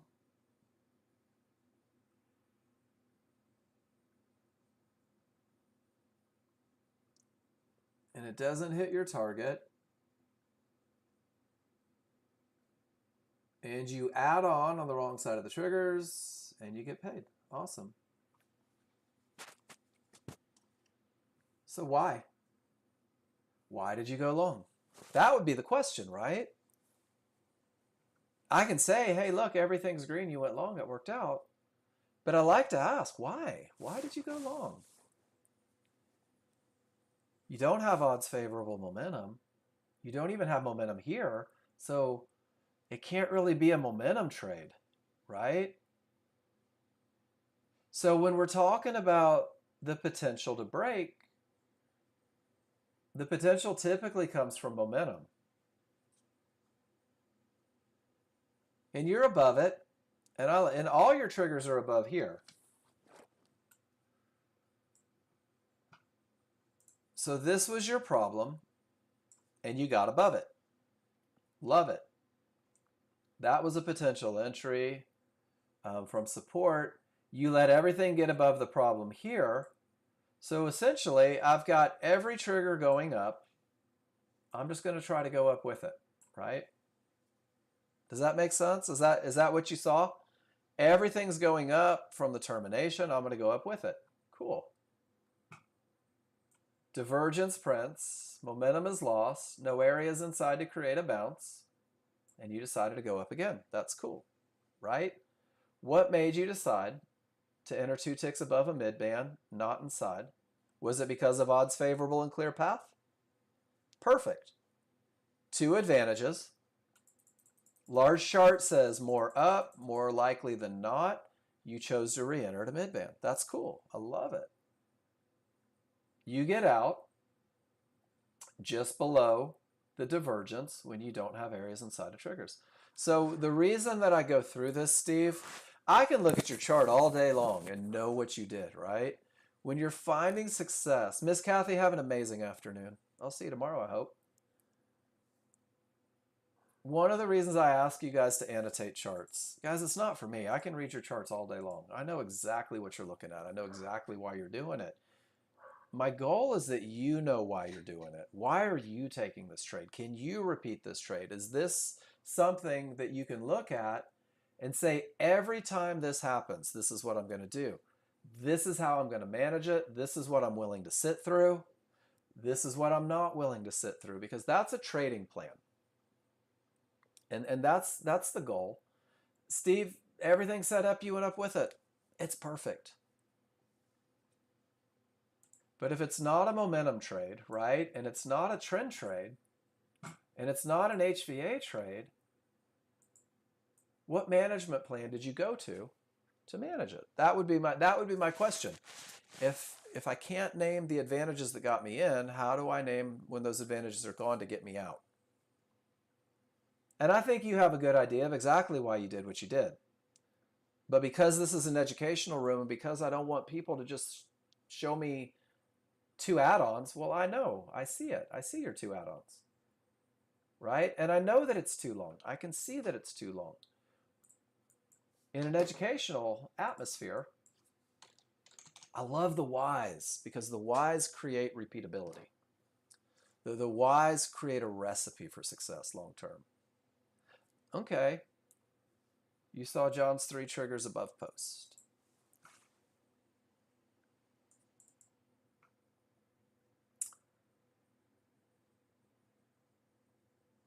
Odds favorable, no triggers, no triggers. 1, 2, 3 triggers past the mid band, but notice that it's with momentum. Notice that it's with momentum. So there's more to it. And John doesn't put it on here because John believes in assumptions.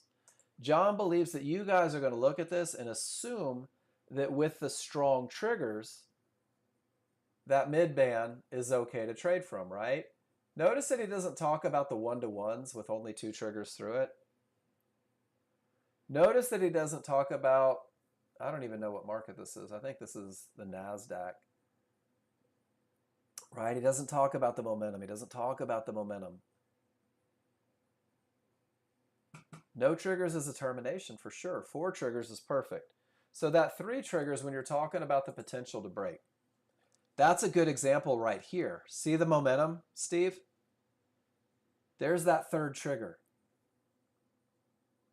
There is odds favorable 3rd trigger, and that's what made that first trade pretty darn sweet for you. That's what made that first trade, where did it go?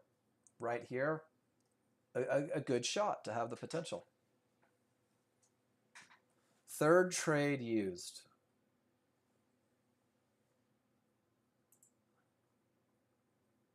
This trade you used it?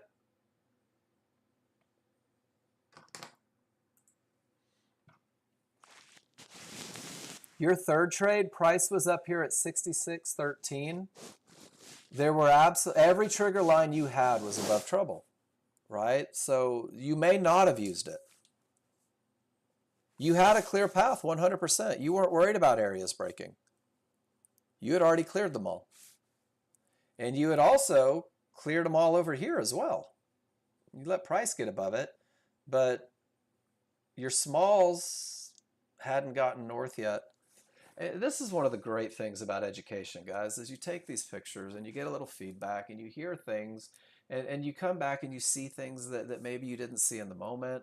And I tell you, hey, this is where we're at. And you're like, wow, I didn't see that. No, it's not. This is your momentum on the large chart. The smalls are absolutely buried inside of those large triggers, 100% buried. This is what strong triggers looks like. Smalls above the large, space between, scissors open. Oh, you said no odds favorable. I apologize. I read that wrong. So you're right, there is no odds favorable. So I don't have momentum, but I do have path.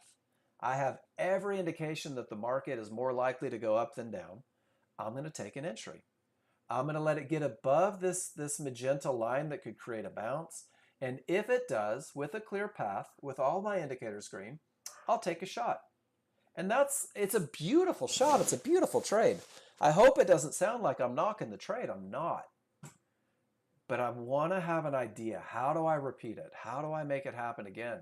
How do I find the success over and over? And how do I manage it when I take a trade like this that doesn't have odds favorable momentum? What's going to get me out of it? What's going to get me paid? What's going to keep me safe? And what's going to build the patience to wait for the next trade? Yeah. I love the trade. I love the trade. And this kind of goes back to what we talked about with Trina. If the fact that everything is going up is what gets you in, these are your first indications that it may go down, and you use the awesome chart read, odds favorable in a clear path, and you took a calculated risk at that mid band, and it was nice. and you recognized trouble and it was nice. And you exited the trade because you're like, all right, things are changing. Let me get paid. That's my job. And then you didn't take the next one. I think you did this expertly. And I guess maybe I'm just being a nag about annotating why you did it. So I won't nag anymore. I won't do it. New users, you're creating a recipe for repeatability. Steve, you're at a point you probably don't need it. You saw it was not going to reach the fib on the exit. How could you possibly know that? The smalls are up, the large are up, the synthetics are up, and this has odds favorable momentum and a clear path. Everything about this says it's more likely to go up than down. You, my friend, have a magic looking glass. Now, if you had exited on the second lower divergence, I could get on board with that. My indicators say it's not likely to reach the fib. But at the time of the exit, you're even above the small triggers at 66.24. Does that make sense?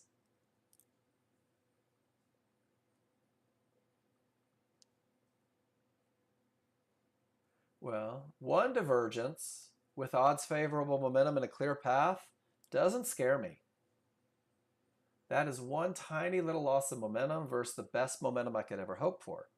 Two divergences, and when it's lower, absolutely, Steve, I'll get on board with that all day long. But that divergence wasn't true until down here at 17.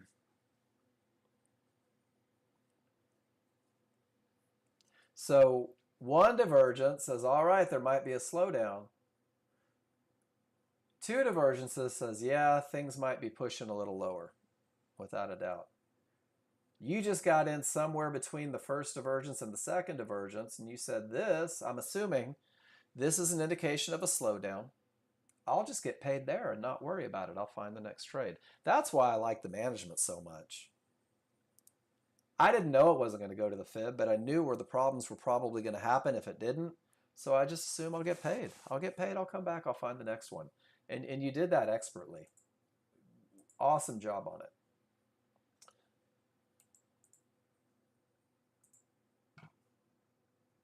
And then that's just textbook termination, right? Don't have a clear path, don't have momentum, don't have areas inside of triggers. It's awesome trading, Steve.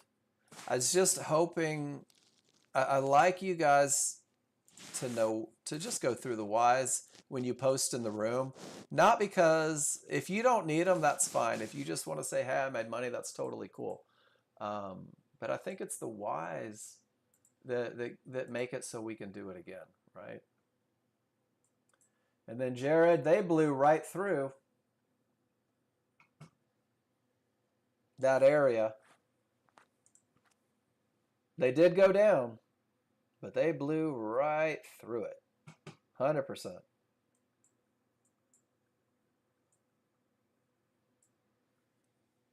I appreciate that, Steve. Sometimes I know you guys don't want to hear it. And I know sometimes people are like, Mark suggested I was wrong. He's an asshole. And I get that. That's cool. Trust me, I've gotten plenty of emails from people saying I'm harsh in my critiques. And I don't feel like I am, but that's just me. One of the reasons I want to, God, at the risk of beating a dead horse, and I apologize. One of the reasons why I don't like the phrase it should is from my own past pain. When I would say it should go to 92-ish, I would go long right here because I thought that it had to go back up. And then when it ran me over, I'd go along again, and I'd go long again. And it was so easy for me to give so much money back because I thought, well, that wasn't a strong top. It has to go up. And I would take just multiple. Usually I would try to go long right here as well. And I could take 4 or 5 losers based on my opinion. Yeah, Victor, but I don't want to be harsh. And I try to be very celebratory and I try to be very, very positive. But not everybody likes to hear that they messed up. Not everybody likes to hear that they break rules. I personally am that way. When John Novak would say, dude, what did you do? Why did you do it? I instantly felt like, oh man, this sucks. I can't believe I did that. I hate the critique. He's so mean. I hate my brother. And people feel that way about me, and I'm totally cool with that because all I can do is look at how you read your indicators and then offer my 2 cents. If there's a way that I feel like you can do it better, if there's something I think you can do to make you more successful, I'm going to give it to you. It's up to you whether or not you want to be thick-skinned or thin-skinned. But I'm going to keep the critiques coming. And with that, I'm going to